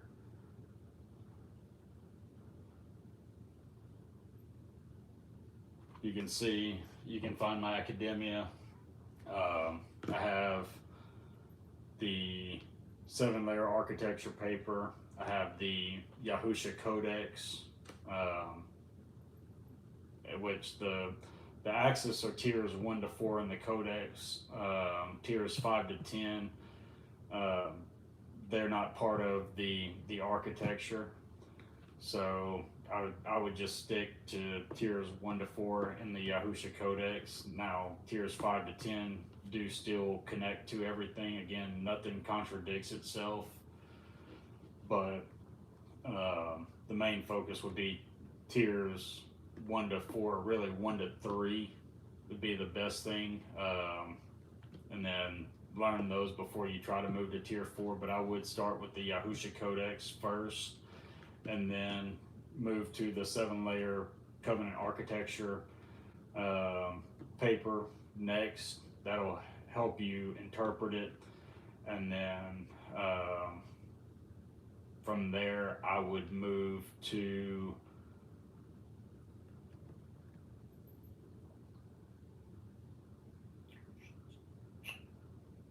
actually just publish that one. It's the original Tanakh reading method. It's this gives you, or actually no, not that one next. I would do the Yahusha Codex, the 7-layer architecture, and then the covenant symbolism paper would be the next one that I would use, because that one actually runs really well with the Yahusha Codex. I've been thinking about just integrating it at some point. I'm just not haven't had the time to. but that's why I published it recently, because that was one that was just sitting in my notes. But that one actually does go really well with the Yahusha Codex. So even if you do the Yahusha Codex and the Covenant Symbolism paper, you can use those two together. And then, like I said, from there I would do the 7-layer architecture, and then the lexical methodology would be the next paper if you're just running off of my academia. That would be the order of those, and then I would do the original Tanakh reading method would be the next. I would basically, if I had to pick 5 papers, let me see, 7-layer architecture, the Codex, the symbolism, lexical methodology, and the Tanakh. Yeah, if I was to pick 5 papers, I would take those 5, and I would spend, if you can't afford the course, I'd spend a year and just study those. That would be the best thing that you can do to at least get started, and you can learn very quickly from that. And that, like I said, that's why I don't gatekeep anything. I'm not trying to just keep anybody out of the course. The course supports me to allow me to spend the time to do this work. And it's basically, I look at it as an extra breakdown above what I already produce. And then you also have all of my teachings that I publish on all my social media channels. So that way, you can, as you're going through this and you watch the videos, you'll see how they connect to the architecture and what you're learning.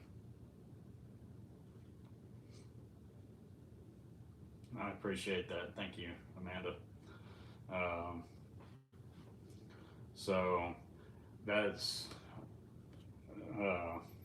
and like I said, the course itself, like for those of you who do join, that helps me out tremendously, because it allows me to continue the work and continue to put the time in, because none of this just happens quickly. Like, I spend probably,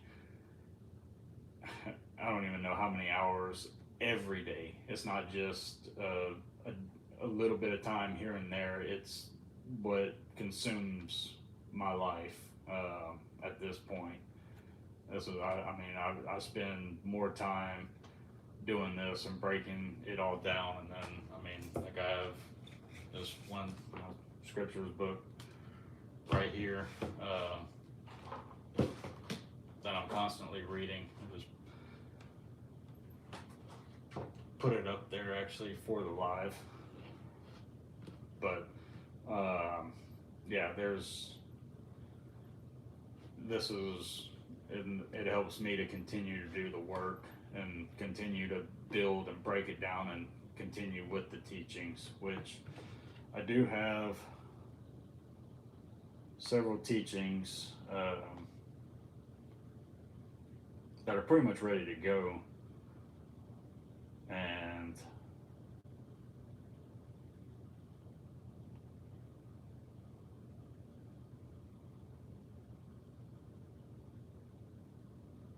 I'm not doing that one. So I have 1, 2, 3, 4, 5, 7. So I have 7 where I do actually break down the book of Enoch, along with one with Jubilees, because it ties into it. Then I have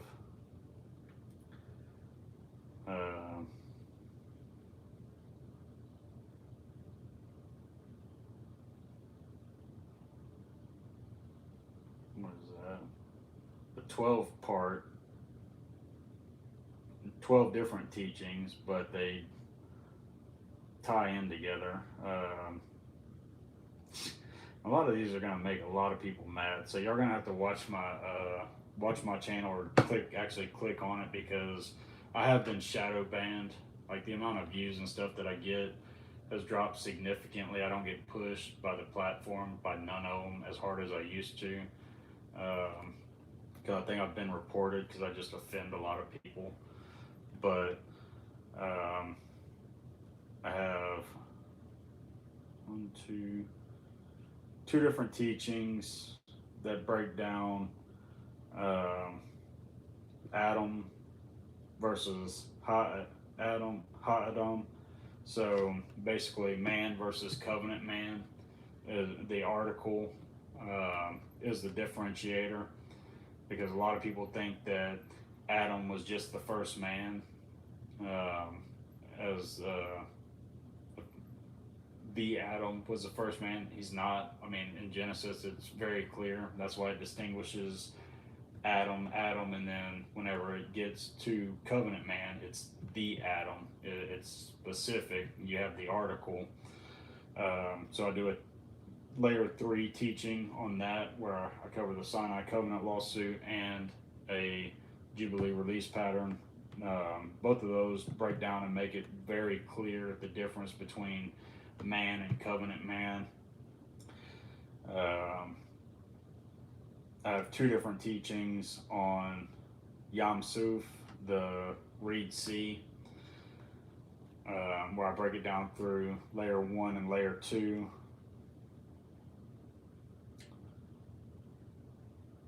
Again, because people think that it's the Red Sea, because a lot of people try to tie the term to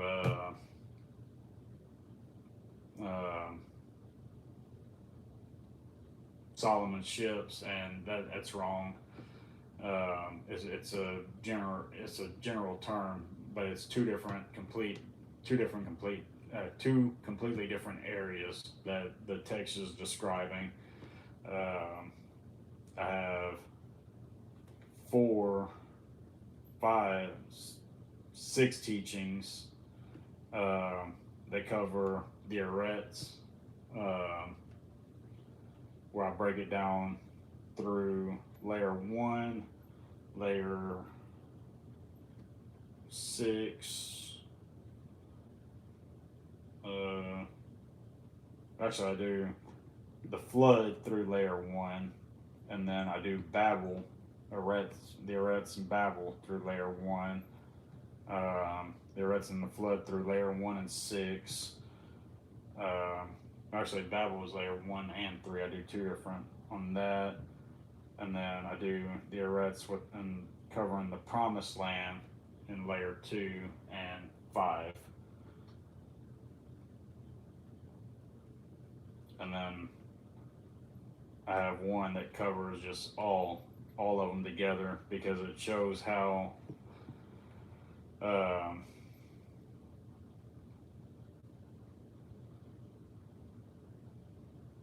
most people just read them as different debates, but it's because it is 5 different topics. But yeah, it's really there's a hidden spine underneath all of them. So I got that.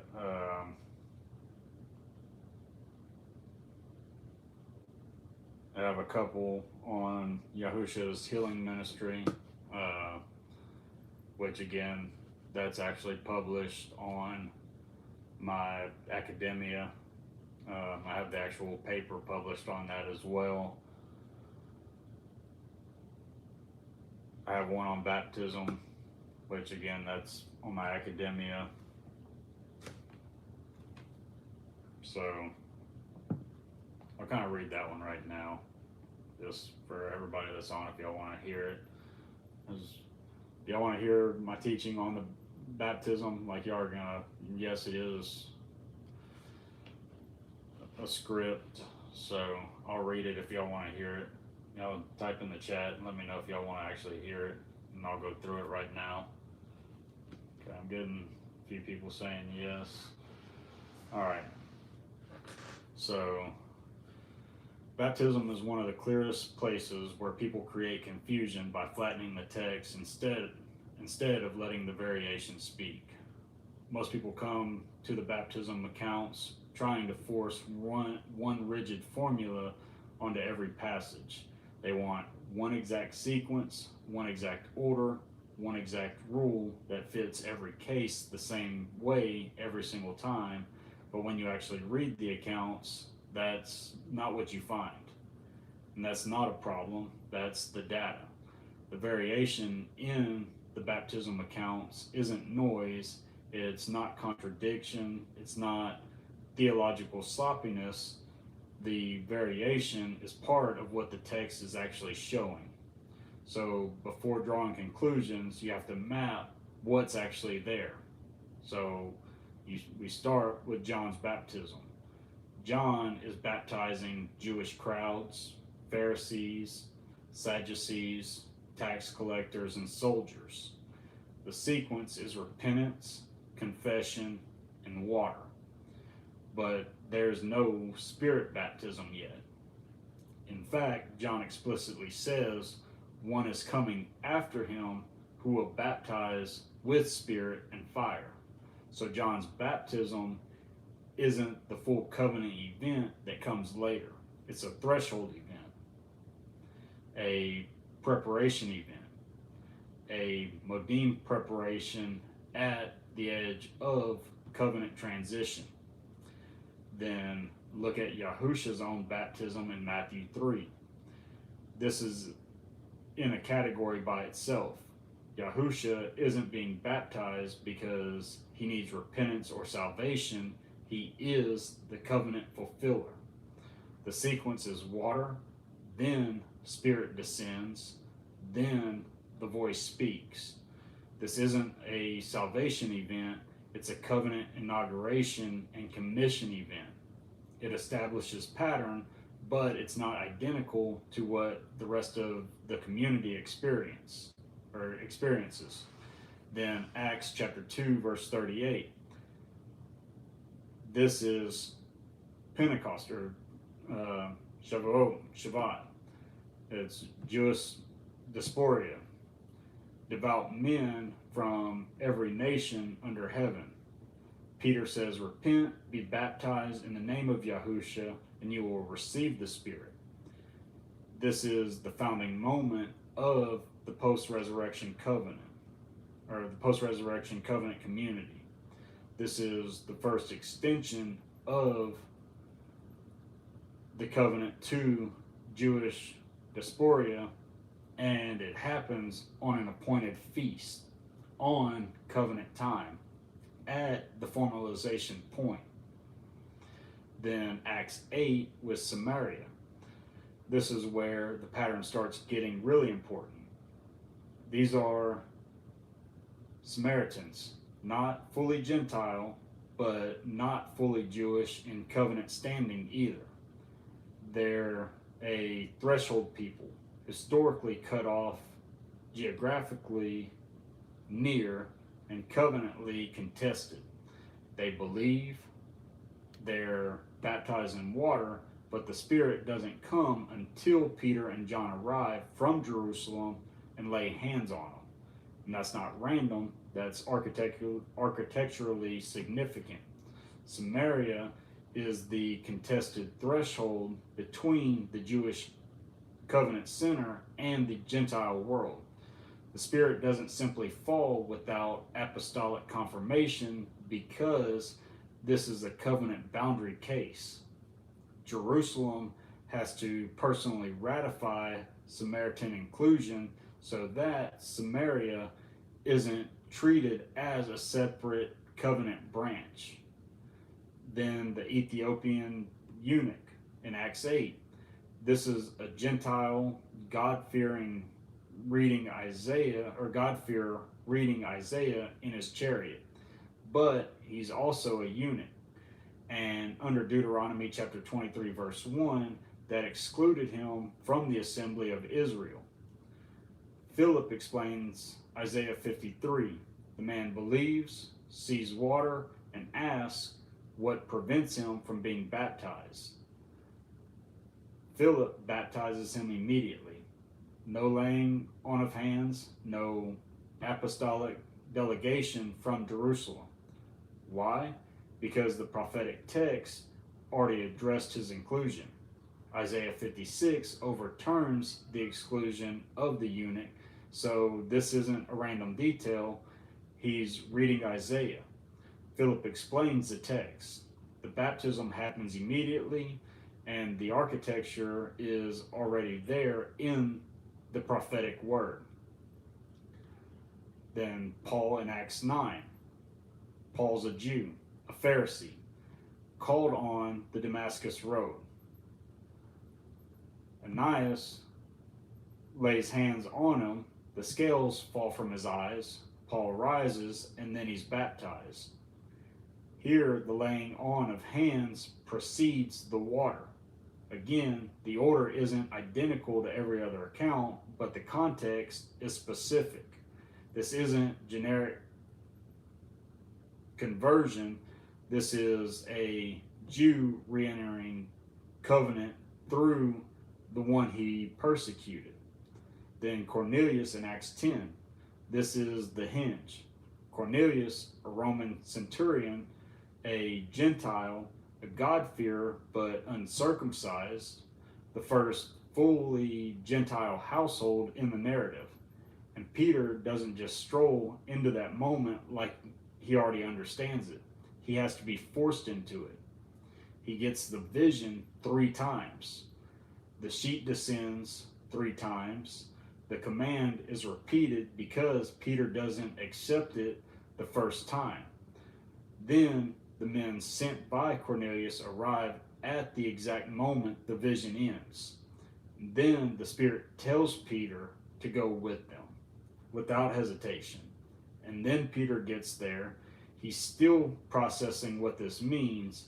And while he's speaking, before he can manage the situation, before he can turn it into a controlled Jewish process, the Spirit falls on who hears the word. And that matters because the text is showing that Gentile inclusion is such a major covenant boundary crossing that Peter himself must be broken through it by repeated divine intervention. 3 times the sign comes, then the men arrive, then the Spirit speaks, then the Spirit falls before the water. And that's not accidental sequencing, that's covenant force. And when the Spirit falls, the Jewish believers are astonished. Then Peter says, "Who can withhold water from these who have received the Spirit just as we have?" And then they're baptized.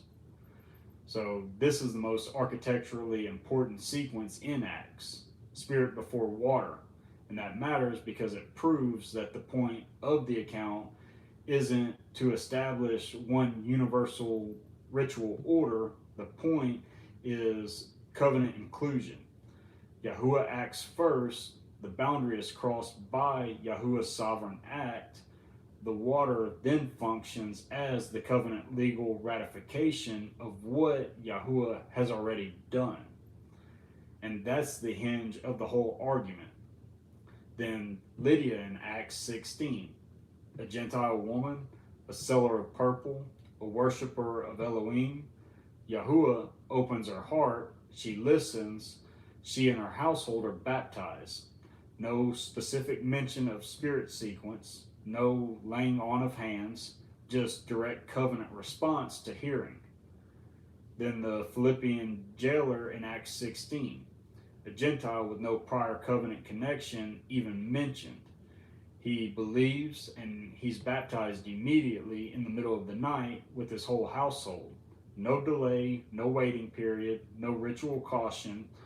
Paul doesn't treat baptism as something to postpone. Then Acts 19 with the Ephesian disciples. This is one of the clearest texts in the whole discussion. These are people who had already received John's baptism. Paul asked whether they received the Spirit when they believed. They said they have not even heard of the Spirit. He asked what baptism they received. They say John's baptism. Paul explains what John's baptism was, or that John's baptism was preparatory, pointing forward to the one coming after him. Then they're baptized in Yahusha's name, and Paul lays hands on them, and the Spirit comes. That proves John's baptism and covenant baptism aren't the same category. John's baptism wasn't wrong, but it was incomplete. It was threshold preparation pointing toward fulfillment. Once the fulfillment arrived, the preparation baptism couldn't stand as the final covenant form. And then the thief on the stake, a Jew dying and no water available, no mobility, no hands laid on him, no ritual process possible. He confesses, acknowledges Yahusha's authority, and Yahusha directly pronounces the verdict. That matters because it shows that the authority behind the instrument is greater than the instrument itself. So what happens when you read all of this together? The pattern becomes obvious. Acts isn't mainly a book about church ritual sequence. Acts is the narrative of the covenant moving outward from its Jewish center through concentric rings: Jerusalem, Judea, Samaria, and the ends of the earth. Acts chapter 1 verse 8 gives that structure, and the major baptism accounts occur right at the covenant boundary crossing. That's why the sequences vary. The variation isn't random, it maps the expansion of the covenant. Samaria requires apostolic presence because Samaria is the contested threshold. Cornelius receives the Spirit before water because Gentile inclusion is the issue, and Yahuwah himself settles it before Peter can hesitate. And Peter needing the sign 3 times shows just how deep that boundary really was. This wasn't a minor adjustment. This was a covenant world being opened outward by direct divine action. The eunuch is baptized immediately because the prophetic text had already opened the way. The Ephesian disciples are rebaptized because John's baptism belonged to the preparation stage, not the completed covenant stage. The thief receives no water because the one who established the covenant instrument is physically present, and he directly announced the verdict, or pronounced the verdict. So what does all this mean? It means that baptism in the covenant framework is the formal water threshold event that publicly marks the covenant crossing. It's real, it's significant, it's not something to shrug off in normal covenant community circumstances. And immersion is the correct mode because the burial and resurrection architecture of Romans 6 fits immersion, not sprinkling. But the variation in the accounts shows that what baptism marks is the covenant transition itself, and that transition is accomplished by Yahuwah's action, not by the water itself. And that's the point. The water isn't the mechanism of the covenant transaction. The water is the covenant legal ratification instrument. Cornelius proves it from one side. The transaction happened before the water. The thief proves it from the other side when the authority who established the instrument is directly present, pronouncing the verdict. The instrument is subsumed into the direct covenant act. So the accounts aren't contradictory. They're showing the relationship between the instrument and the transaction it ratifies. The relationship is covenant legal, not magical. The water isn't empty symbolism, but neither is it the engine that causes covenant inclusion. It's the public threshold sign, the formal covenant ratification of transition Yahuwah himself accomplishes. And that's why the accounts vary, and that's why the variation is the key not the problem.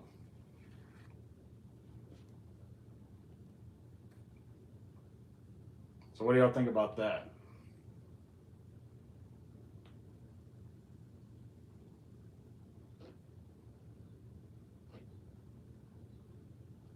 Bet y'all have never heard baptism discussed like that before.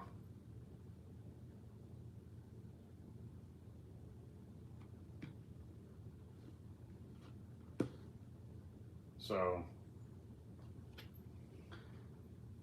that's pretty much all I got today. I've been on for a couple hours.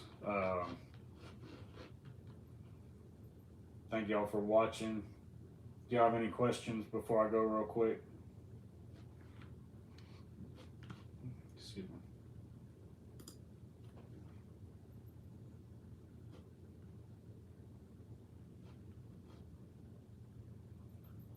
All right. So,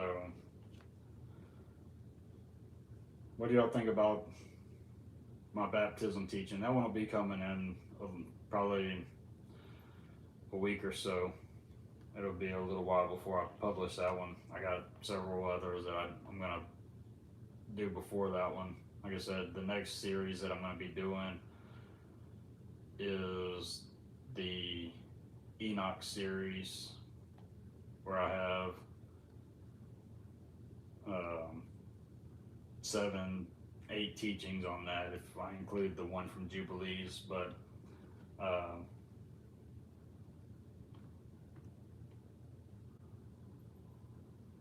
I appreciate that. When are you live again? I'm not sure. I kind of go live just whenever I have a chance, or just kind of do it randomly. I don't really have a set time that I go live. I haven't been live for a while. I do want to start going live more, but I don't always have time whenever I can. So whenever I do, I try to just make the most of it. I just cover as much as I can. I usually will cover a few different topics every time I go live, but it was nice to meet you, Sarah.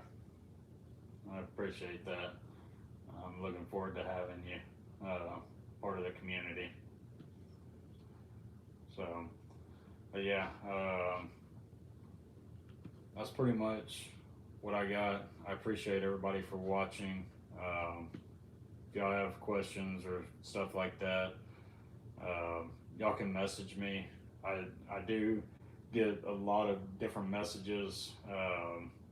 The best thing is, whenever you do message me, just ask whatever question you have. You don't have to be formal about it, because like I said, I'll get a lot of different messages. I get a lot of them that are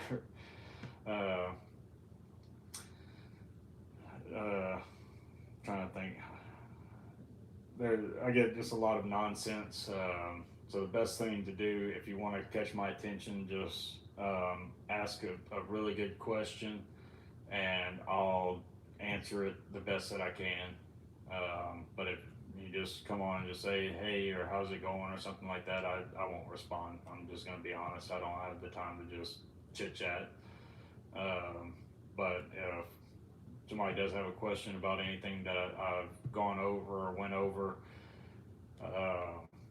definitely send me a message, ask whatever question you may have, and I don't mind trying to answer it or help out. And sometimes I'll get some questions that are actually really good questions, and instead of just answering in a text, I'll even make a video on it. So if I believe that other people can benefit from the question. But I do appreciate everybody for watching, and nobody has any other questions, then I'm gonna hop off here in just a second. So I watched your whole trip to Israel. Thank you. Yeah, that was amazing. I want to go back for sure, because there was so much that I wasn't able to get to because everything was closed. But I definitely I want to go back. That was one of the most uh, fulfilling trips that I've ever I've ever experienced, and it was it was amazing. I mean, just I'm really good at separating the government from the people, and that's something that I do want to make clear. Um, the people there that I interacted with were amazing. Now I won't say anything about the government or the politics that's going on there, but the people that I did get to interact with there, that I met there, um, they themselves were amazing.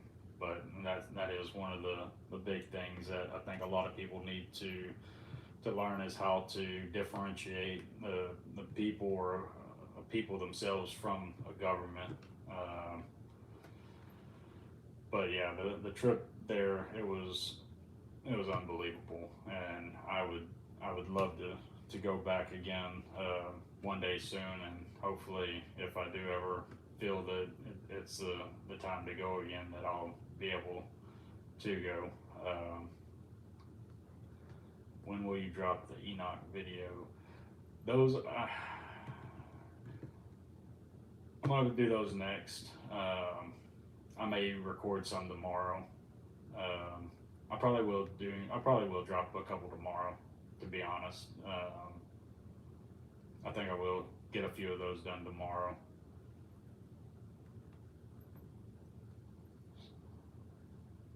Yeah, they're they're good. I can't just not keep those keep those to myself. Thank you, I appreciate that. I cried you received so much. Yeah, I did. It was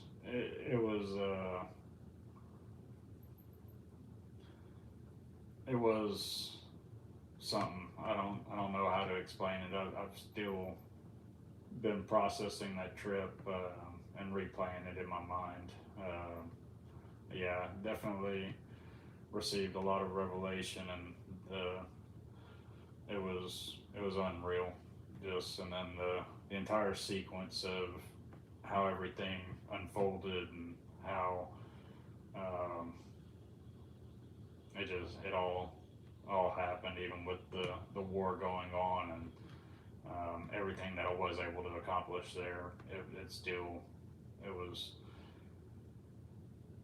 it definitely made a personal impact for sure. Like I said, I have no doubt that I'll be going back again, without question. I just don't know exactly when. The this last time, I don't know. I had something that I felt it on my heart that I needed to go, and go, provided the provision showed up for me to go. So I I don't want to just go without his blessing. I mean, that's what I kind of felt was that um, a year prior to going, I had actually um, started to feel like I wanted to go, like I needed to go. And honestly, it was to partly Mount Nebo was, I don't know what it was, but it was just um, something inside of me was just put on my heart that Nebo was going to be a somewhere that I needed to go, and I actually told my dad and a couple people that I was gonna go, and they looked at me like I was crazy, because I mean, the furthest I'd ever gone prior to that trip was to Mexico, and to go across the world to the Middle East and just have Mount Nebo on my mind. It was kind of a very different feeling, and I yeah. So and there's actually a little more to that that I'm kind of leaving out. I can't discuss it just yet. Hopefully, here soon I'll be able to talk about a lot of other stuff that actually happened just prior to that. That technically I can't talk about at this moment, but once once I can, it's definitely a whole revelation. And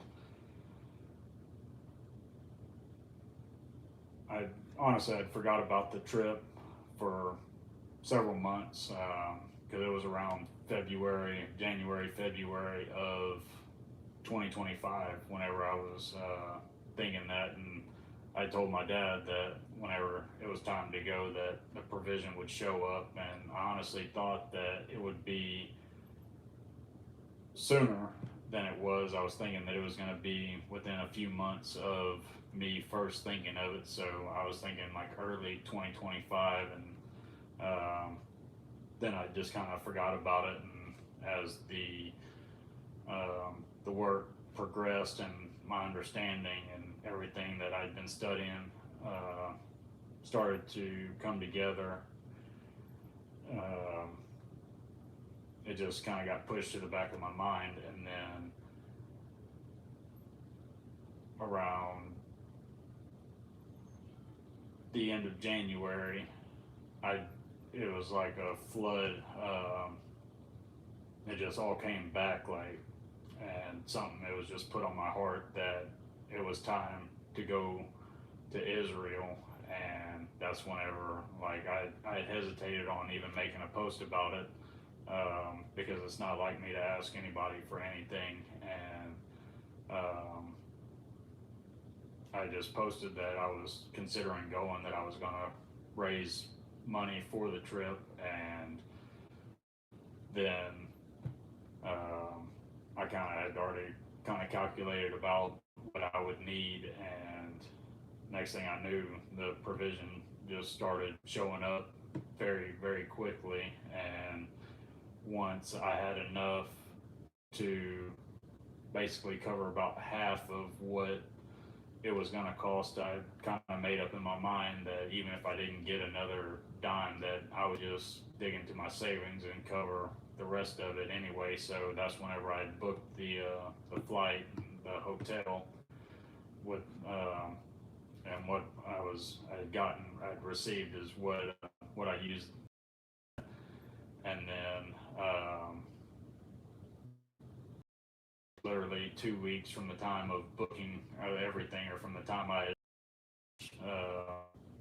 announced it till, I mean, the time that I got on a flight, I want to say it was, I don't even remember the exact dates, but it was around a 2 week time period. I don't think it was any more than 3 weeks. I'm almost positive it was less than 3 weeks, because I remember I booked the trip just a few days after announcing it, and I booked it for like 2 weeks after that. And then I arrived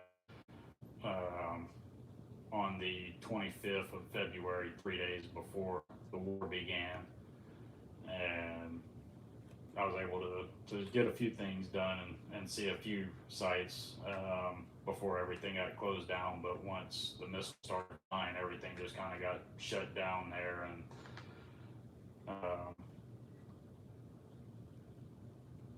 that was where I took probably the biggest lesson that I personally had was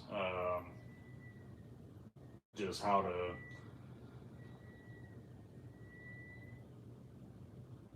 stay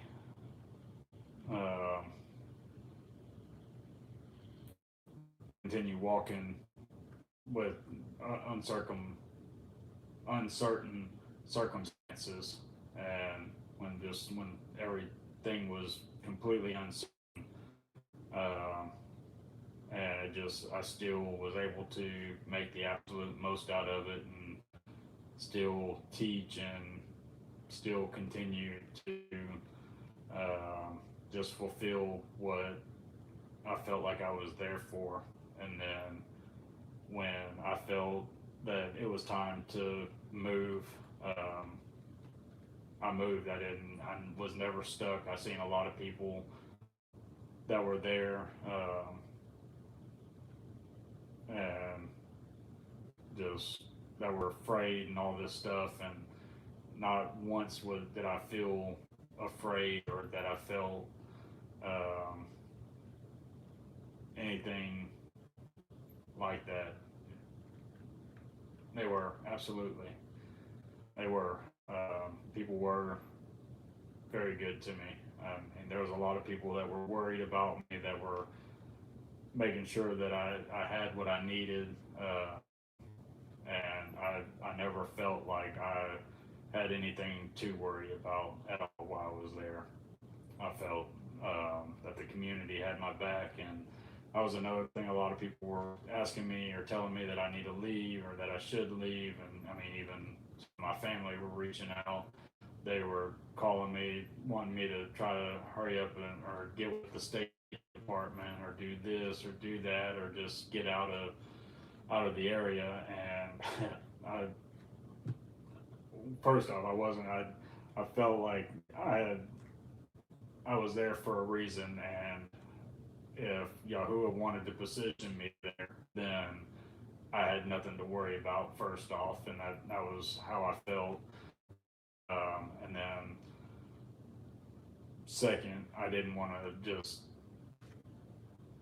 waste what I had been given. That was another thing. And I'm not a wasteful person in any way, shape, or form. So I had decided that if I felt the same feeling as I'd felt, that whenever I felt that I needed to go, that I needed to move, then I would move. And whenever that kind of came, that I felt like, okay, it was time to move to Jordan.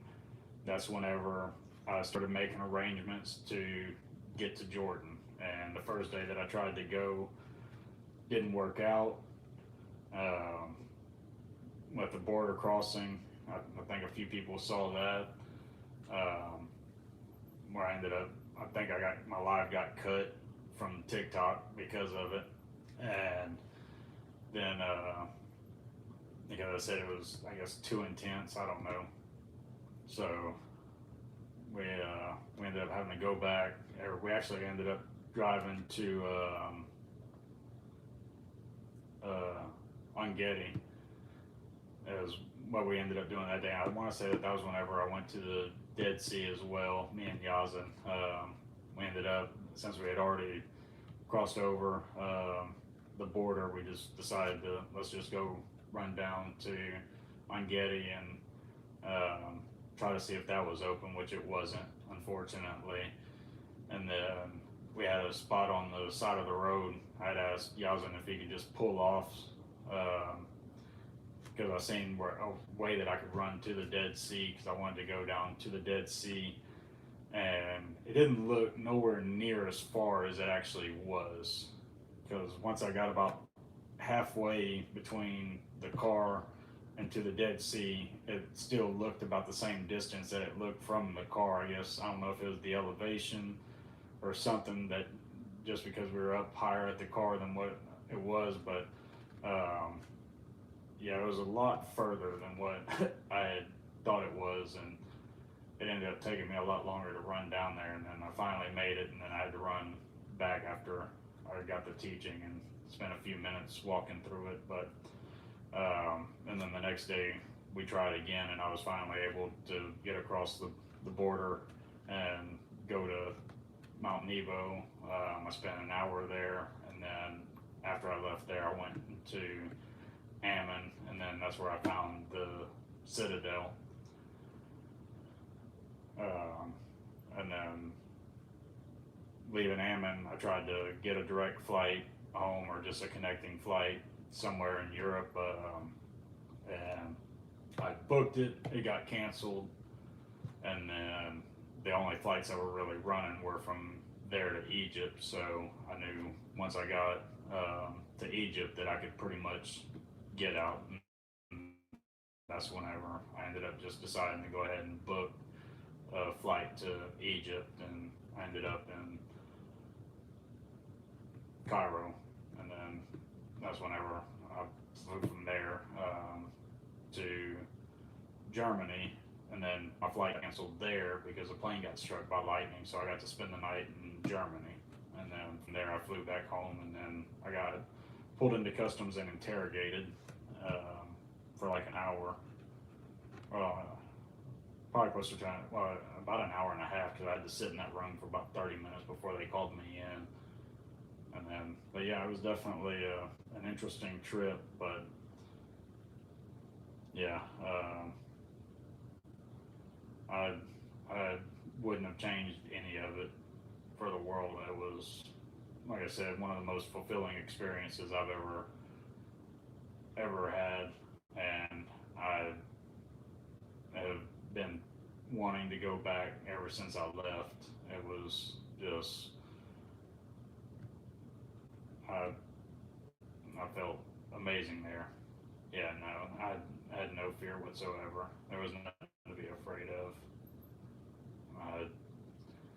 That's why, I mean, there was, I got a lot of criticism from some of my dad and from a few people that are close to me that weren't very happy with me once I got back. Just the fact that uh, missiles were flying overhead, and I was recording it with my phone rather than, yeah, I was in Munich, and just recording it in my phone, and rather than trying to go find a bunker. But no, I landed in Munich, and that's whenever I ended up somehow finding the Rathaus, I think is what it was called, Munchenplatz. Um, yeah, it was definitely unique for sure. But that's pretty much it. It happened so fast. The war, you mean? Yeah, I think that's what you're probably are referring to.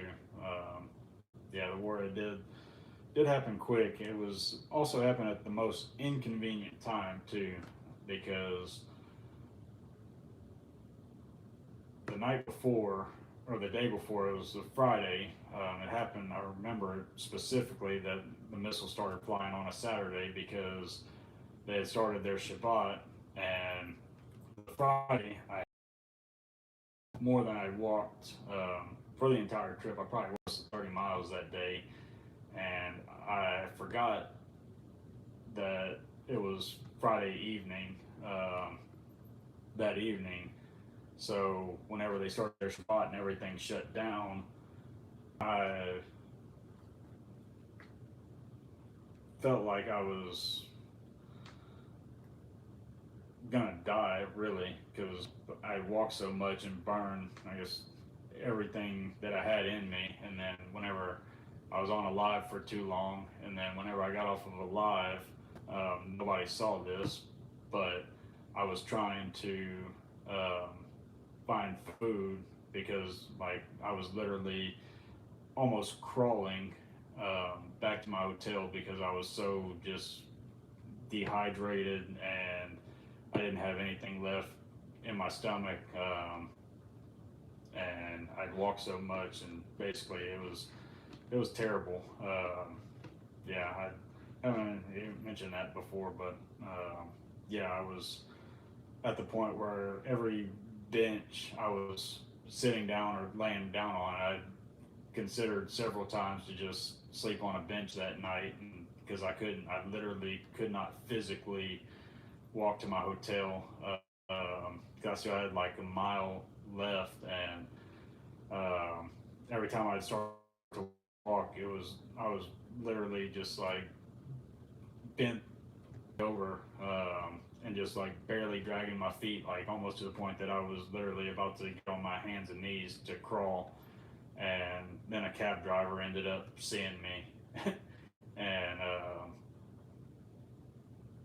he overcharged me to take me to my hotel, but I did get to my hotel, and once I had got there, I had a little bit of chips and some water there, and I just ate what I had and just laid across my bed, and then the next thing I knew, the missiles started flying, and the next day, I remember my first priority was to find somewhere that had food, and I ended up finding something. I don't even remember now. There was something open. It wasn't much. There was very few things that were actually open, but I ended up finding something that I was able to just get enough food in my stomach to keep going. But yeah, it was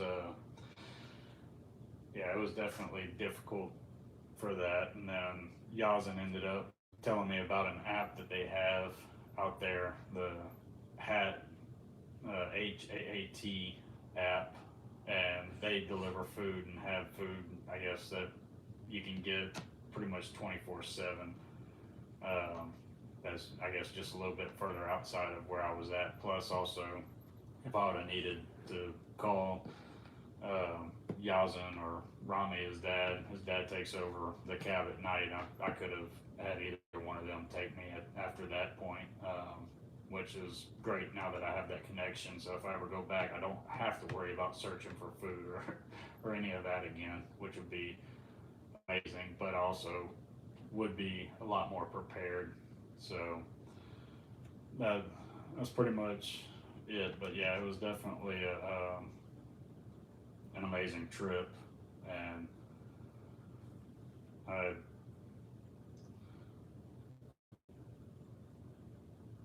yeah. So that's pretty much it. So I appreciate everybody for watching. I am gonna hop off. It's been almost 3 hours that I've been on. I'm gonna go get some food right now, and I'll see. I think it was pizza. I think I did find a pizza place. They had good cheese pizza there. Their pizza was really good. I do remember I'd ate that a lot, and then I'd also ate at a lot of the hamburgers. The I can't believe I can't think of the name of it right now. It was burger something. That was one of my favorite places. Either that or the shawarma. I'd eat a lot of shawarma too. Next time I have lots of water in backpack. Yeah, I definitely didn't have enough. That's a fact. Um, yeah, I had pretty much everything else I needed, but yeah, I definitely carry a bottle on each side of my little pack next time for sure. But all right, y'all have a good night. I'm gonna start logging off. Appreciate y'all for watching.